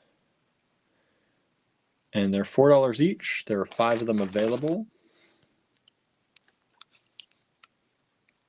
This is about 23.5 millimeters by about 11.5. He says, I've never heard of it, so basically a curiosity. Yeah, that's how clay was made originally, before they had all this refining process to bring you lumps, like blocks of clay that ceramic artists use now.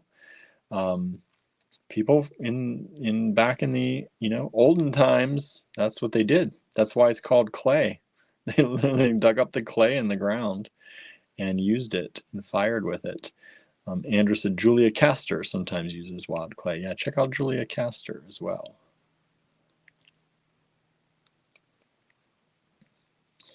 But we're watching a documentary too where they were digging up old, well, not old, I guess it's old, but they were digging up their own clay. These are really cool. I love these. I think these would be spectacular just as a pendant.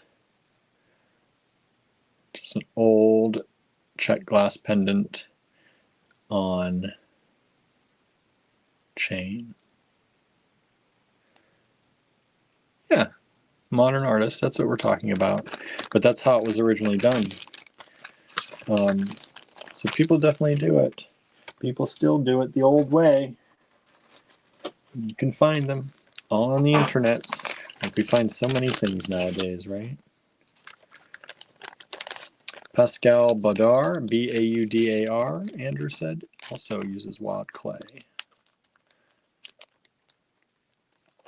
So these are old Czech glass, no, German glass, I believe, Andrew said.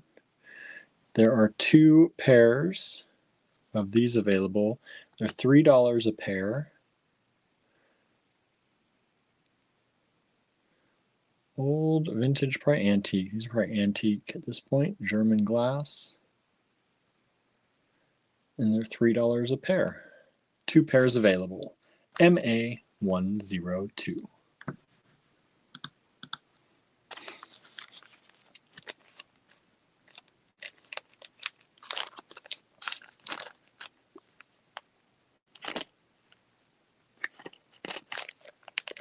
All right.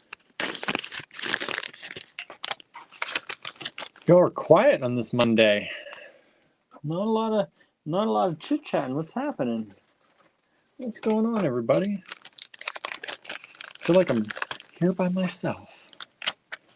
MA103. This is a dye jade. Somebody wanted 2 beads the other day for the total request. We found some more 2 beads in the dye jade in this pretty pink color. MA103, it was $12, taken down to $10 for the strand. This is 4.5 millimeters, and as far as wide and length on these is about near 13. And is listening, texting, and beading. Nice. Andrew said it's a pain in the butt to refine it, plus it's not necessarily delightful to throw since there's all kinds of giblets in the clay. Yeah. It's probably better for hand building in some ways, but some people do throw with it as well. But it can be very hard to work with. MA103.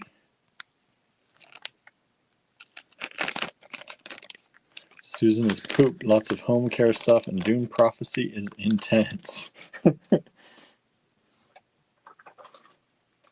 Oh, let's see. MA104. This is a dyed jade as well. This is a pretty pink dyed jade faceted round strand. MA104. Super pretty pink color. This is 6.2, so it's about 6 millimeter. Oh, yeah, about 6 millimeter.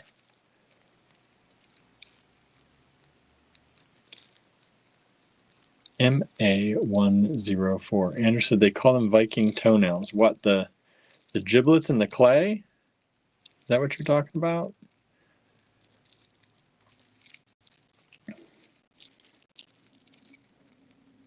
MA104. 1 strand available, $14 only. 103 has sold. Thank you so much. That was the tubes. Tubes have sold.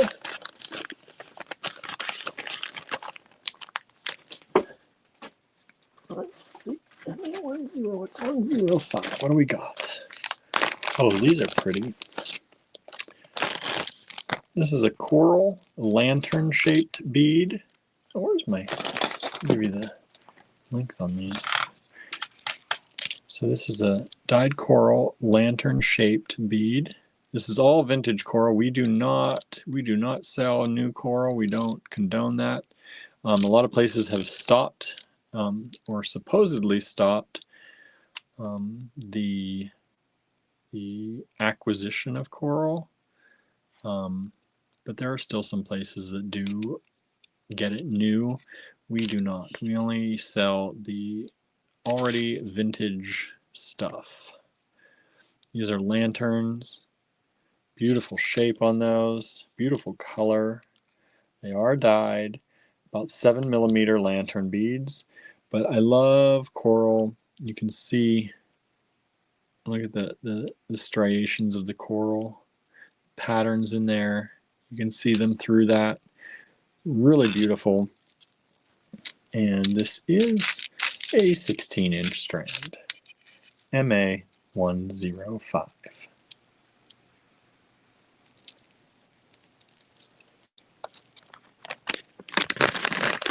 One strand available, only $14. Giving you good prices today.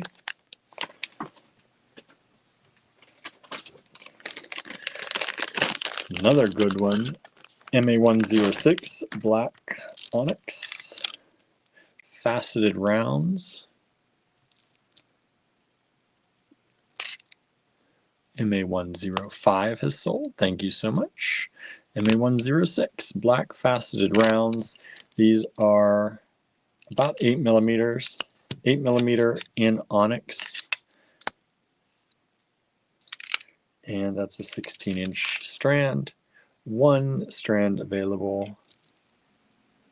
I like these, they have the small facets on them. So it makes it a little bit more blingy instead of the larger cut facets. These are smaller. Give it a little bit more bling, a little bit more light to your life. Andrew said someone asked for onyx. Yeah, someone asked for onyx at one point. So there you go. We found one here in our miscellaneous stashes, our random stashes. And then somebody asked for some of the Peruvian ceramic. So we found a few pieces, not many, and some weird ones a little bit. So, and these ones already have the bells set in them. They're not hole drilled, they have bells. And these are two little fish, selling them in the pair, $1.50 for the pair. They're just super cute. MA107. And these are about 25 by 13. You get the pair for $1.50 only. $1.50 only. Figured somebody might like those. They're fun. They're fun. Somebody asked for Peruvian ceramic. This is MA108, another pair of the fish, this time in the orangey red color. Super cute. MA107 has sold. Thank you so much. This is MA108. This pair of fish. Peruvian ceramic. MA108.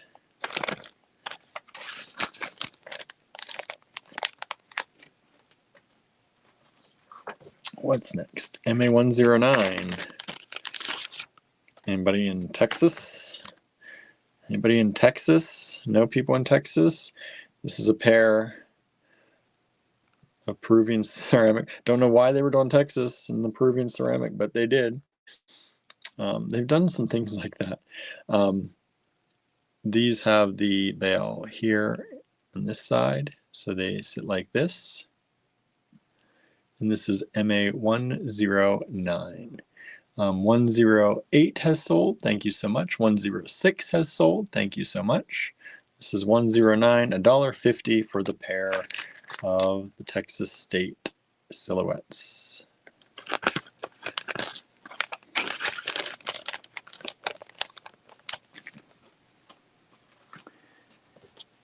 MA110. We don't have a pair of these, but we've got one cowboy hat. One cowboy hat. MA110, 75 cents. 75 cents. Peruvian ceramic. Cowboy hat. 75 cents. MA110.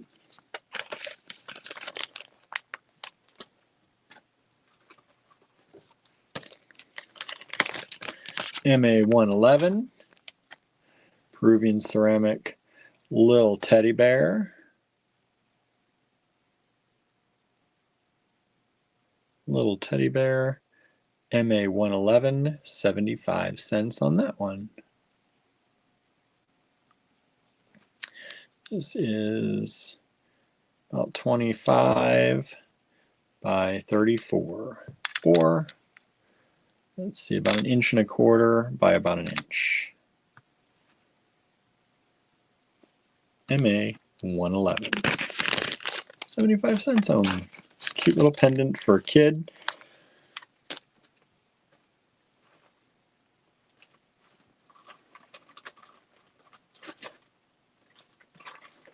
Oops, what are we doing here? Going from the wrong side. All right. MA112. Andrew, remind me who these are.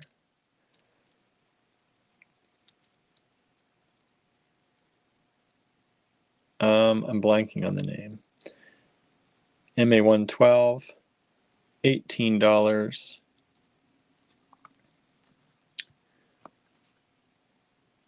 I have someone in my brain, but I don't know if that's the right name. I don't want to say it if it's not.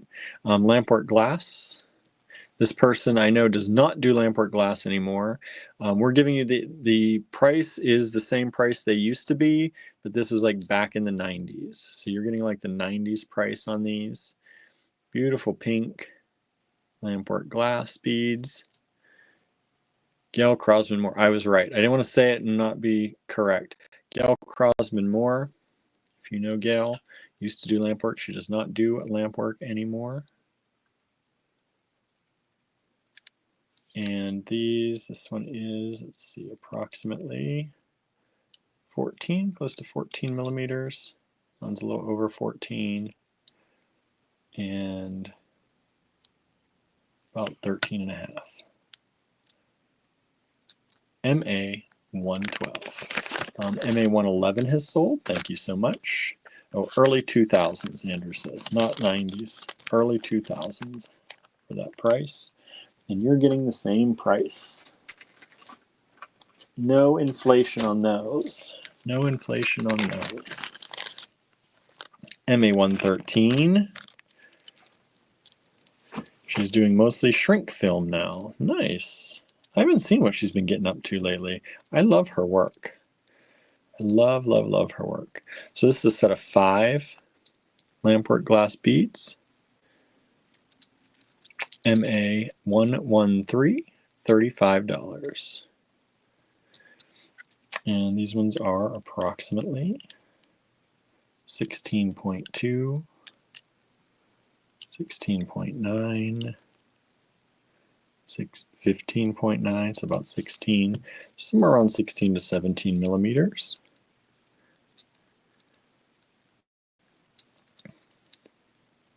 Gail Crosman Moore, MA 113. For any of you all out there who like the Lamport glass, I know we have some people who love, love, love it. If you do, it's a chance to get her Lamport glass artwork. We know the artists on these. Sometimes we don't. Andrew said, did you know she used to work in a fish factory? I feel like I may have known that at one point when she came to do classes with us. I feel like she told that story maybe. But I had forgotten. MA 114, look at these beautiful beads. Wouldn't those go great with some of Andrew's pendants? Those blue sparkly ones. Did you get any of the blue sparkly metallic pendants? Or the green sparkly frog? I bet that would go great with that. MA 114, $42. You've got 2, 4, 6 beads there. And these are in general around 15 millimeters. $42. Andrew says, I miss her. I do too. She's always a good time and she's a good person. I like her a lot. She's a lot of fun. MA 115. Check these out. These would go great with some tiger eye, I bet. Ooh, those would be really pretty with tiger eye. Some of your jaspers, mixing them in with some of that jasper. This is $24 for the 4 beads. Lamport glass, handmade Lamport glass by Gail Crosman Moore.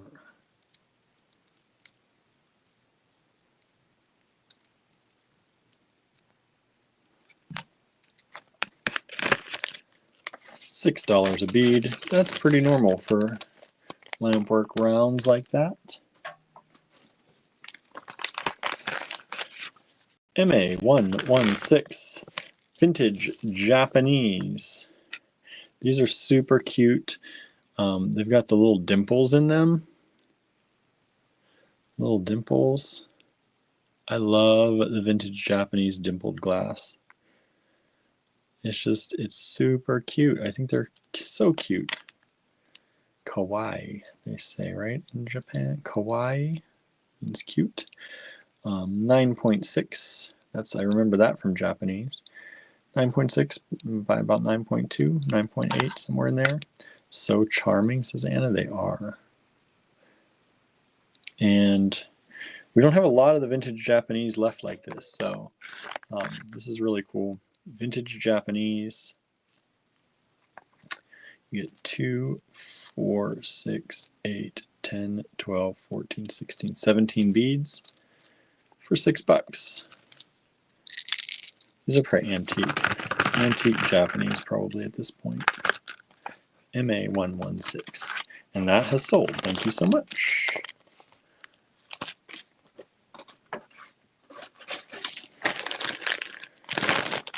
Wow. Speaking of rose quartz, Andrew did the pricing on this one. That is one nice strand.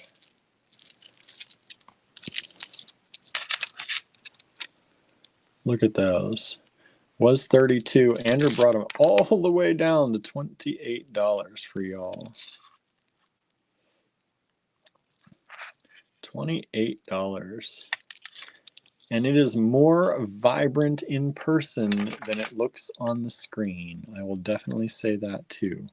We're just talking about how the screens, the cameras don't capture the color very well.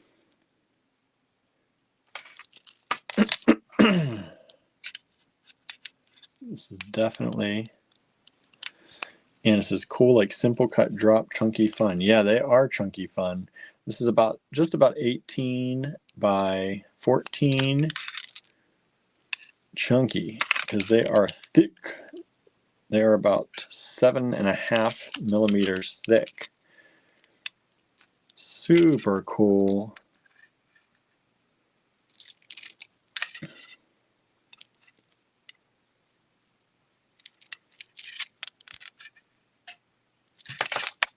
Some of them have some kind of patterns inside. But I love these. These are super fun. And this is a big strand.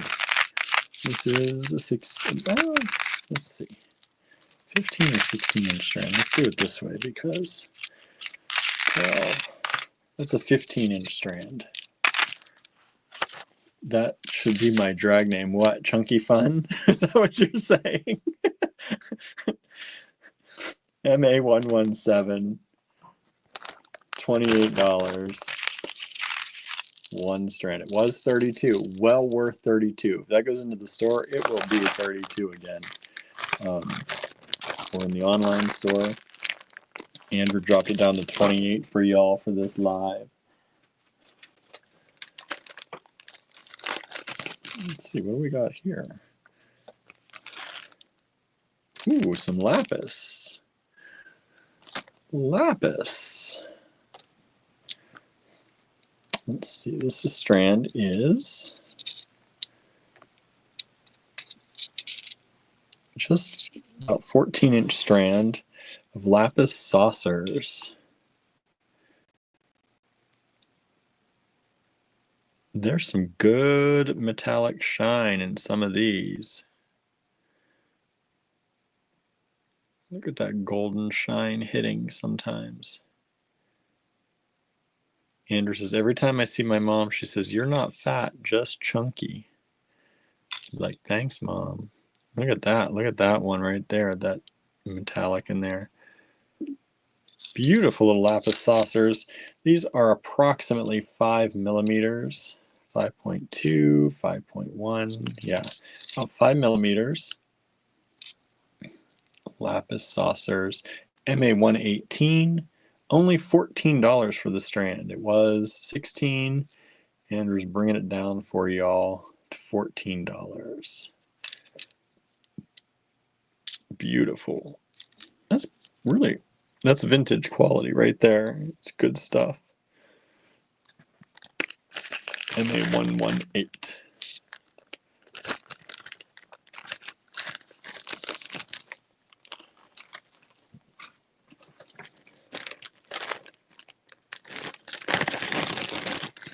And she aggressively grabs my back fat, he says. She does do that. I've seen her do it. I've seen her do it. She doesn't do it to me, though. She doesn't do it to me.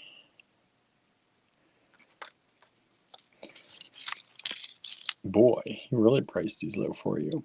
This is a dyed quartz. Said they were at $8, taking it down to $7. I think he just started these really low. These are little discs, kind of discs, short cylinders, coins. I call them. They're thick coins if they're coins.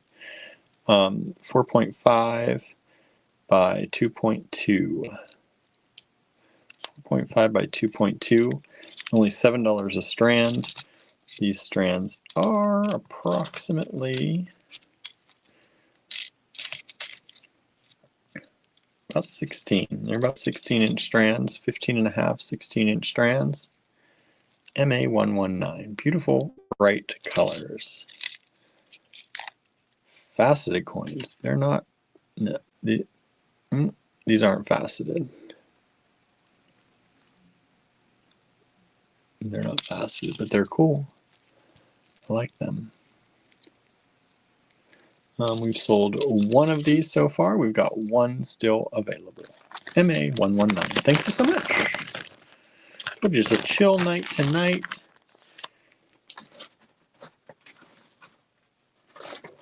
Showing you some stuff. If you like it, grab it.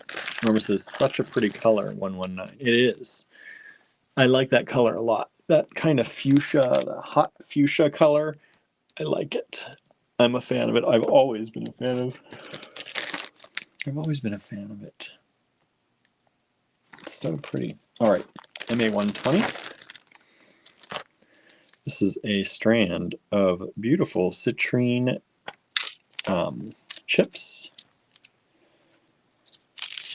And let's see, this strand is 16-inch strand. Beautiful citrine chips. I hate when they leave a little extra room on these like this. It's hard to show.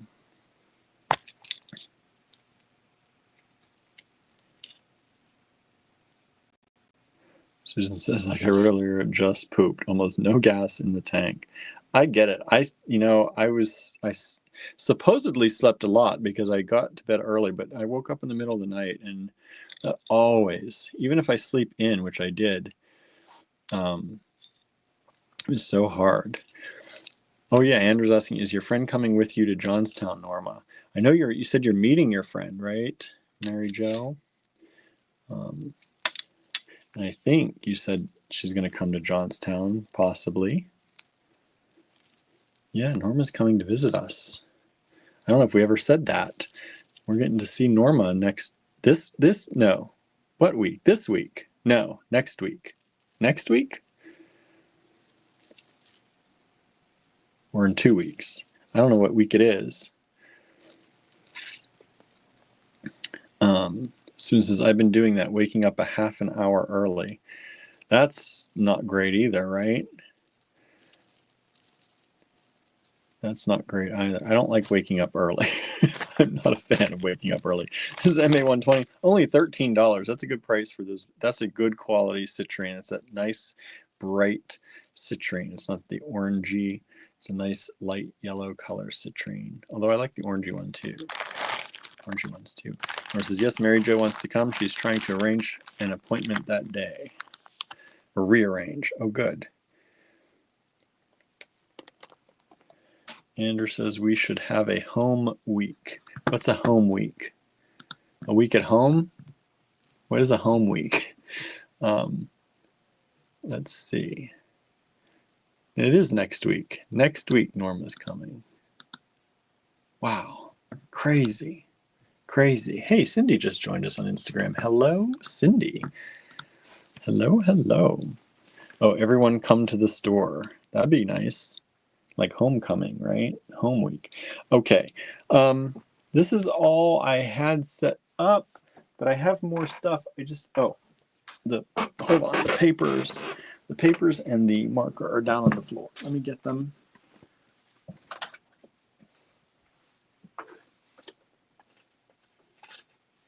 Told you, I ran to Pittsburgh today. I'm a little discombobulated. But we're going to do a few more lots. I have a few more I know I have at least a few more bags of that vintage plastic and lucite in different colors. Norma says, OMG, that's coming up too fast. I have too much to do. You're telling me we gotta be ready for Handmade Arcade at the end of next week, which is fast. Coming up fast. Everything's coming up too fast. Can we just slow down time just a little bit? I normally don't like time to crawl, but this year going into next year, I wouldn't mind if we added a little bit more time into our schedules. I wouldn't mind if we add a little bit more time into our schedules. Elongate that period. All right, I'm bagging these up. These are fun. Let's save at least one of those from there.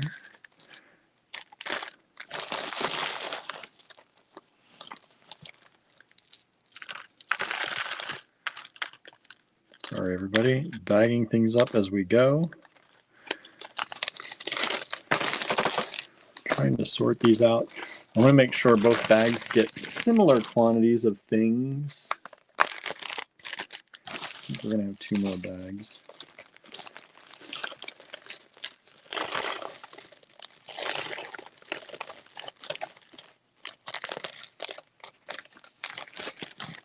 Not easy to do. One-handed.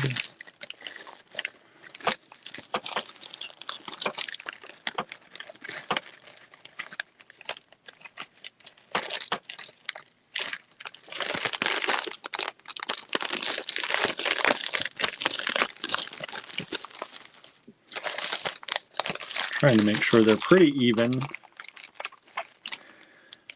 Norma says, I know I wish I could stay long enough to go to Handmade Arcade. Yeah, it's a great show. Not just because we're there, but it is an amazing show if you're looking for gifts and things.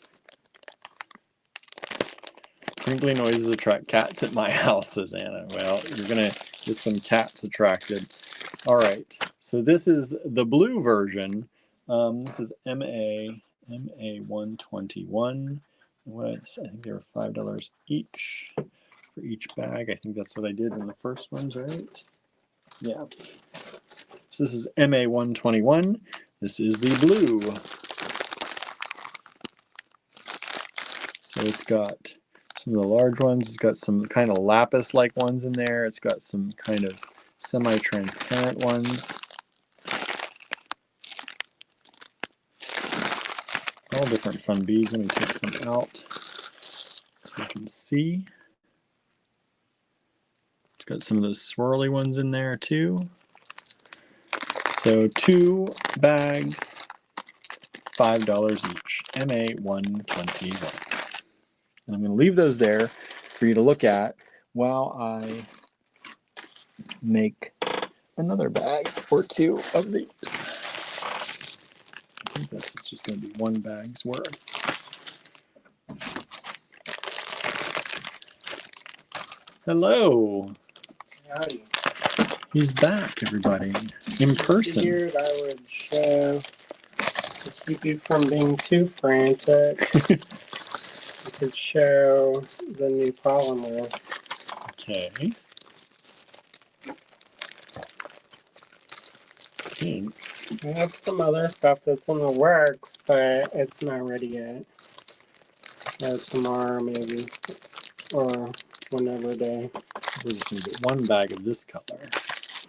Chocolate. Chocolate. Definitely not cat poop. Not cat poop brown, for sure.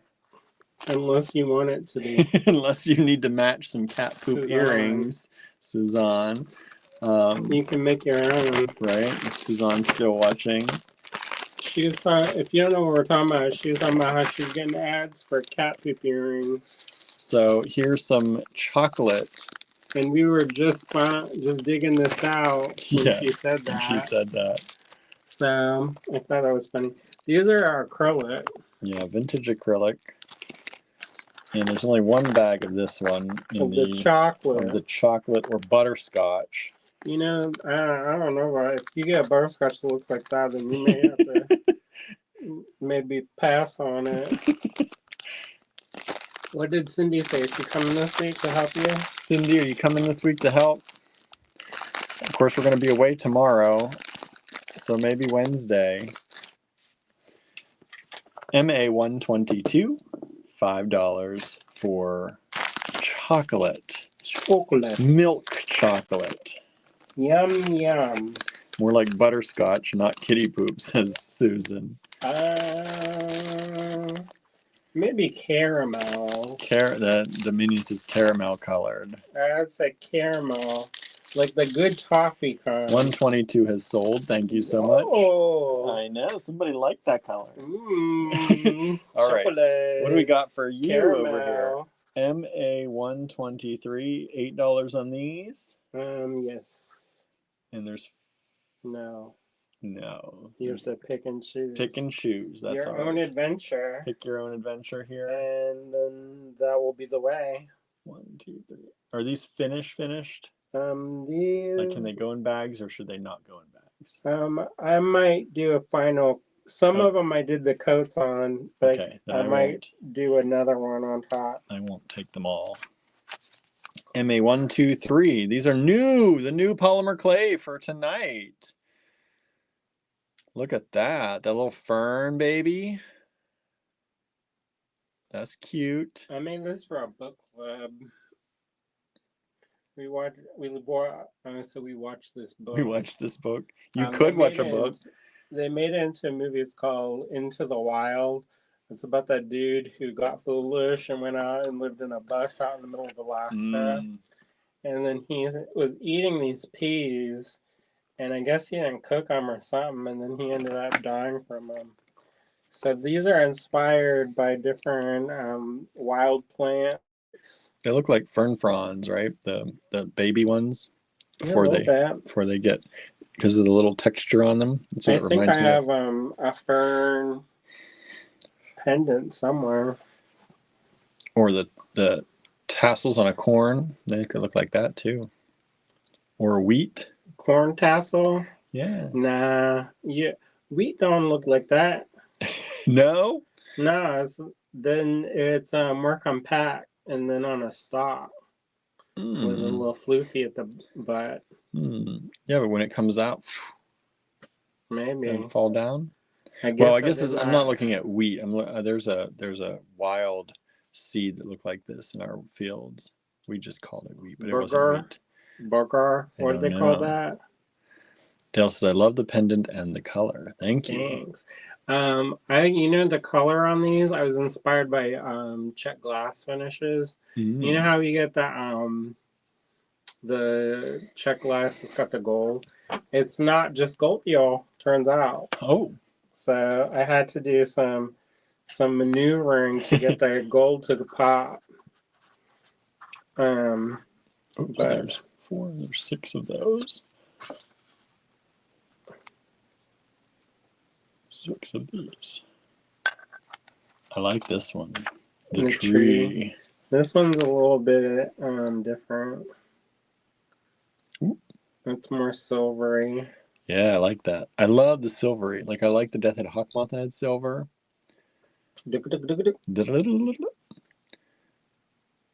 And so, I did a couple different designs in different shapes.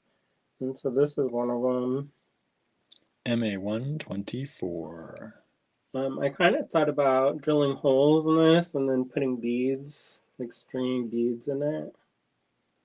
But in what? Like wiring beads into the branches. Oh, that'd be cool. But that's life. More ideas than time. Right. This is MA 124. So these are done. I really like. I don't know. I had fun making these. It doesn't sound like it, but I did. And you can show them also that they look. They can see that how they're all kind of similar. They're all different, of course, because they're all made one by one. Yeah. We've But sold one of the 124s. We've sold none of the ferns yet. The first one, the 123s. None of those have sold yet. We still have 6 of those available. we should have shown them all together en masse. En masse. Maybe that's the kicker, right? Yeah, because it shows that I worked hard. He didn't just do that. I earned my cup of rice. Earned your cup of rice. All right, so that's. I did make rice pudding the other day. Yeah, you did. That was delicious. We still have some, right? I was experimenting with So let me show these en masse. non-vegan or non-milk ones. So I use coconut milk instead, and I use pumpkin. Pumpkin. I was wondering how you were going to use that pumpkin. Yeah, I was gonna make a soup. I read this. There's this thing about this curry. You're gonna make the pumpkin curry. Coconut. And then I never did it. So this is back to the 123 just to show them all because nobody wants one of those. That would go good with a check glass. That would go good with a check glass. Especially that check glass we sold a couple of years ago. I don't know if y'all saw that. that one time. But it had that gold luster. It's the one that we imported. Maybe you don't remember. But I got a bunch of these. I got these rondelles that had this real metallic gold luster on them.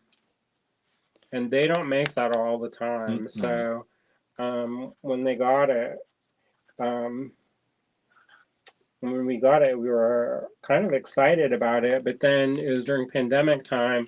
So then it sat on a boat or wherever in the docks. Oh, Suzanne says pumpkin milk. No, it was pumpkin puree. Pumpkin puree, but then it was with. We were going to do it with coconut milk to do the curry. So this one is kind of like the rum and glass one, but I did a different formula. So this one's a little bit more bendy.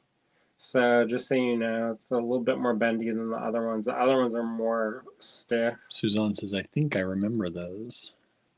The check glass.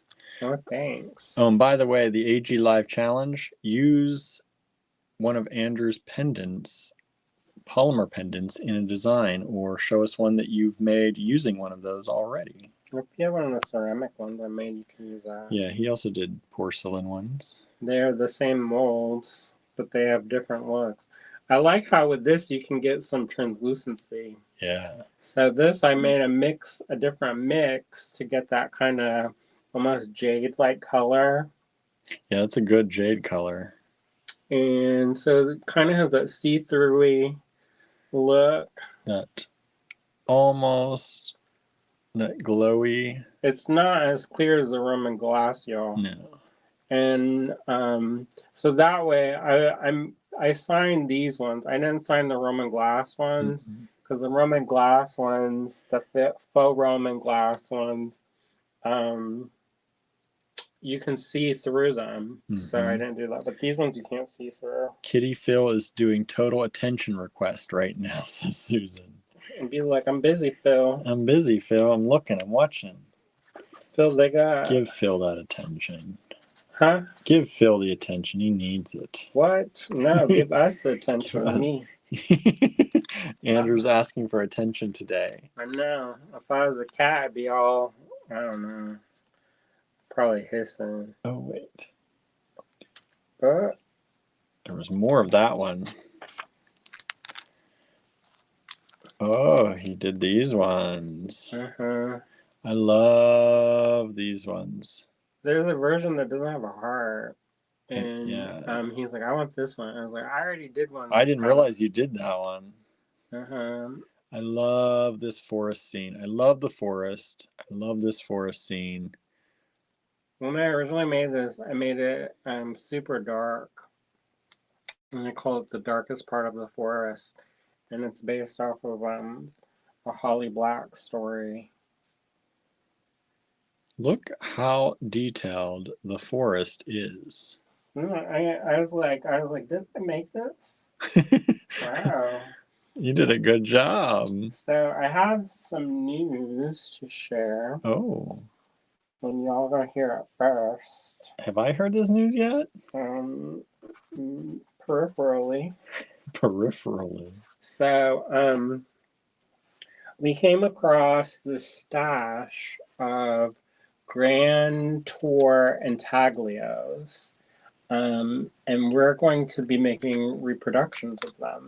Mm-hmm. Because we figured people wouldn't want to spend $60 or $70 a piece, and they would probably prefer less to spend less. So we'll have those soon, and we've been working on getting those. They were kind of expensive. We had to have it was not something that we had planned for, but they don't really come up very often, and when they do. They're called Grand Tour Intaglio. Mm-hmm. And we'll write more about what that means. But it's kind of funny because we're watching the Pride and Prejudice kind of thing now, and Are they from that period? yeah, through that in the Victorian time, through that. And you're going to be reproducing them in. You'll just have to wait and see. Wait and see, everybody. This is MA 127. We sold a few of the 126s. Thank you so much. This is the narwhal in this beautiful kind of gray blue. Did the silver on top of this pretty blue color with a little bit of sparkle. Yeah, like a teal. That's a teal. And then you got the gray or silver on top. Narwhals, NA 127, $8 each. Yeah, I was debating about whether or not to antique that, but I think you see the details more. If you don't do it, sometimes the details don't show. So I like it, so I figured y'all would like it. I also don't.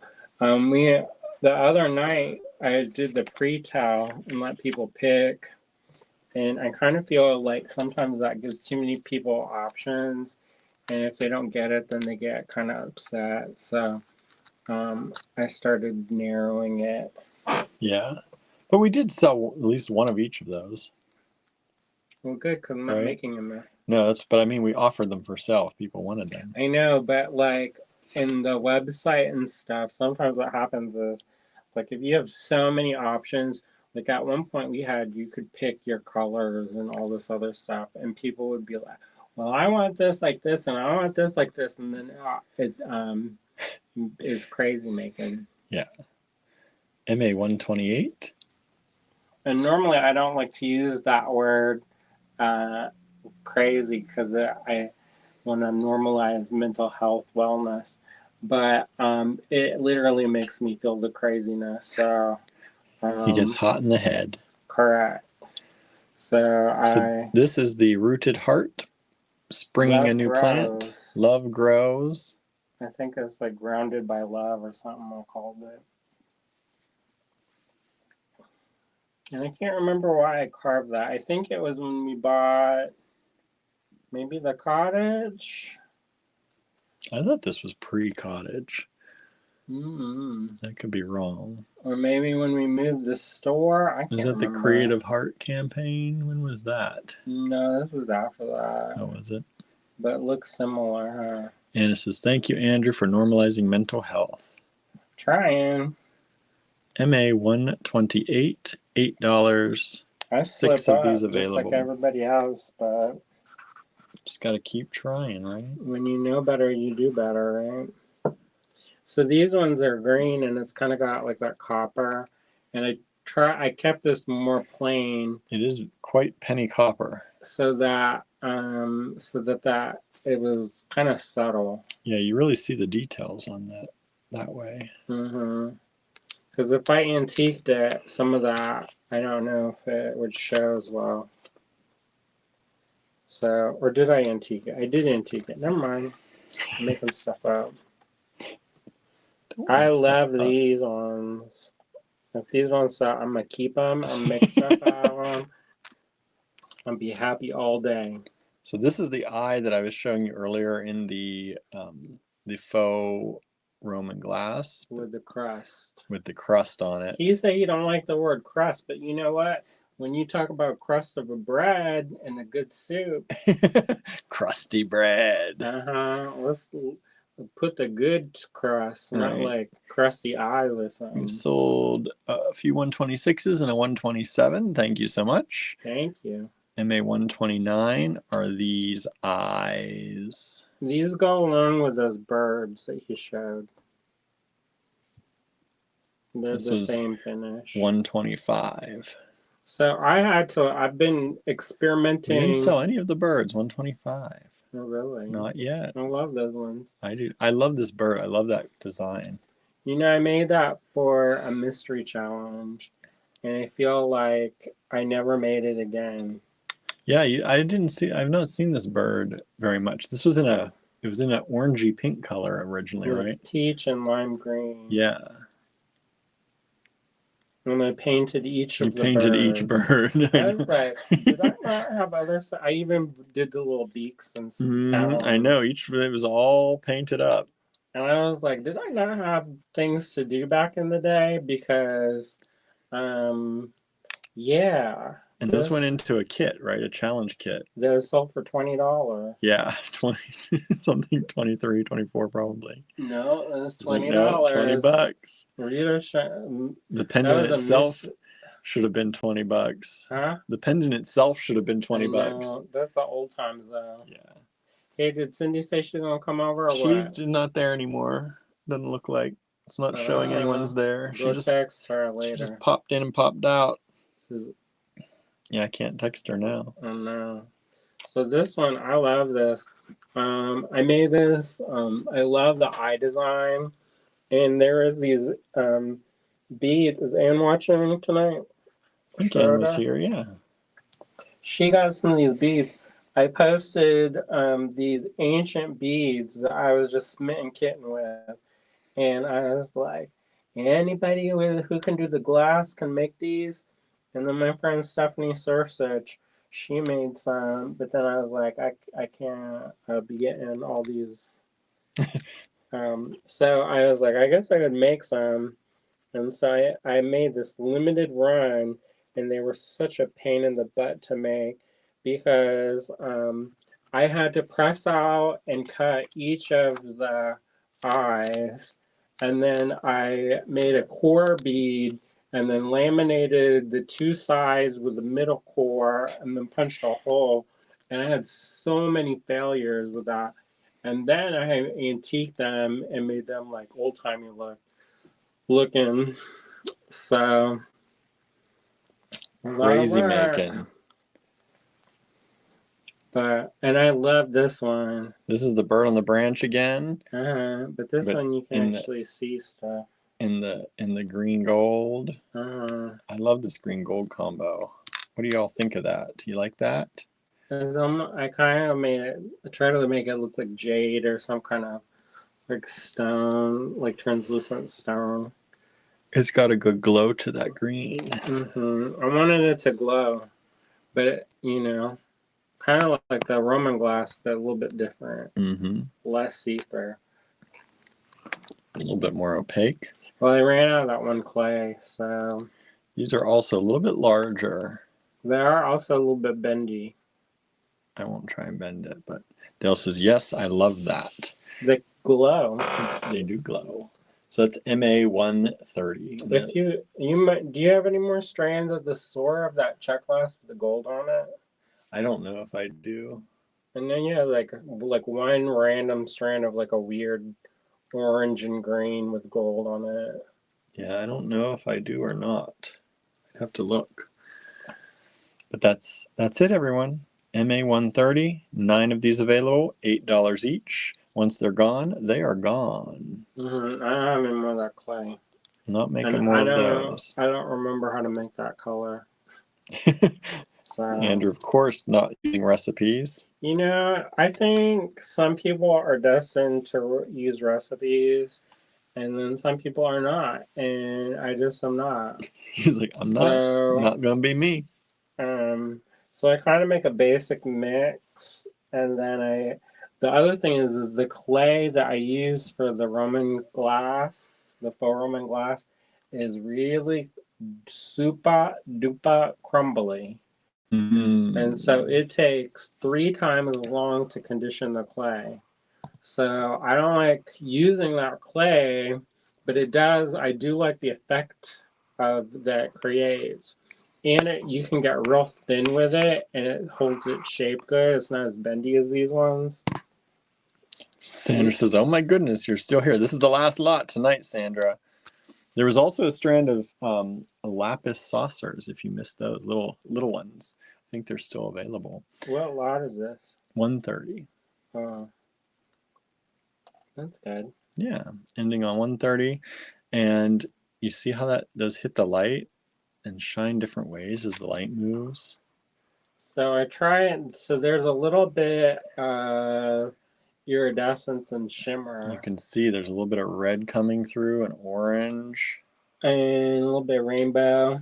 Sandra says, "I miss them. You know I love lapis." I know. It's old lapis. They're small, but they're nice.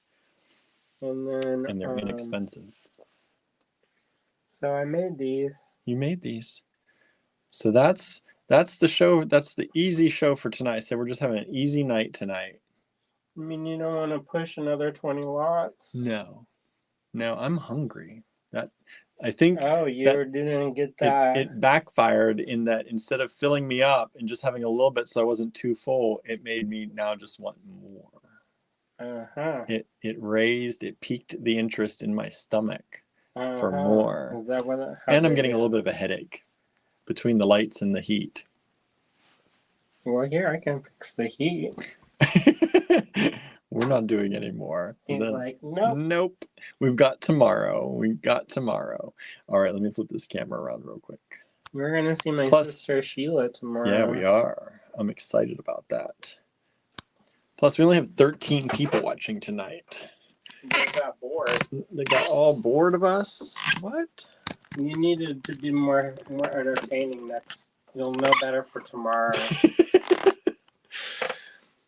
All right, everyone. Thank you so much for tuning in. We hope you enjoyed this. If you saw anything you liked, please send us that email, info@allegorygallery.com, with the lot number in the subject line. And yeah, that's all. That's what we've got. Thank you so much for tuning in. We are very grateful for all of you. And we hope that you have... You didn't tell them. Do you want me to pre-tell it? What are you... I don't know what you're talking about. So we were talking about doing this, and I don't... Normally we post mostly like bead stuff in the AG Design Challenge, the Allegory Gallery Design Challenge group. But we thought that since it's Thanksgiving week, that we maybe put some prompts throughout the week of like gratitude things so that people can post like, you know, things that they're grateful for, and kind of keep that kind of positive momentum going. Positive energy going. So look for that in the AG Design Challenges group this week. All right. And hopefully you all pitch in and answer the prompts and post pictures of things, and it'll be fun. It'll be a good way to connect. Like, I want to do one of the challenges. I think I want to have something like make a piece inspired by gratitude. Like, what does that mean? And we're going to keep it open, because sometimes when people are like, well, what can I use blah, blah, blah, or this and that, then guess what? Then it gets narrower and narrower. We're not narrowing your gratitude. I learned in art school, don't talk, because then the next thing you know, you end up with this laundry list of criteria that you have to stick to. If you ask questions, you start to limit yourself. Correct. And then, I mean, it's helpful in the sense that if you're going to go with the limited palette, because that's a way of sparking creativity, is to challenge yourself by limiting your palette. But I like to have more options than less myself. Right. So if you're not in the Allegory Gallery Design Challenges group and you're on Facebook, join us and you can join in on the fun. Sandra says, never narrow gratitude. That's right. That's right. Abundance. Manifest it. All right, everyone. Thank you so much for tuning in. All good things. We hope you have an amazing evening, and we'll be back here sometime, 7:30 tomorrow night. As long as we get back in time. We got to drive quick. We got to get up early, drive quick. Maybe we go from the car, live from the car. Live. Hello, everyone. We've done it before. Yeah, that's right? true. It's not my preference. No. All right, everyone. Thank you so much, and see you back here tomorrow. Hopefully, everybody, good energy tomorrow. Don't wear yourselves out too much. We'll be worn out, so you got to keep the energy up tomorrow. Maybe drinks 2 non-decaf or decaf coffees. And put a lot of sugar in there. All right, everyone. Like Idabelle. I know. She's shaking with it. But she does that when she gets excited. The cat shakes. I was like, I never saw the cat shake before. Gertie ran outside the door today, I think, this morning, and it must have been, when was it? Yesterday. It was raining, and she ran outside the door. She's getting wet, and she's just talking up a storm, just. And then I picked her up, and she was vibrating from being like anxious and excited and kind of concerned, but wanting to be out there. It was so cute. It was so cute. Anyway, I don't think that's cute. Anyway, I think that is foolish. Foolish. The cat go outside, then it's gonna be one of them people looking for Squeaker. She didn't run far. She was just too excited. All right, everyone. Thank you so much for tuning in. Have a wonderful night, and we'll see you back here mañana. See ya. Bye, everybody.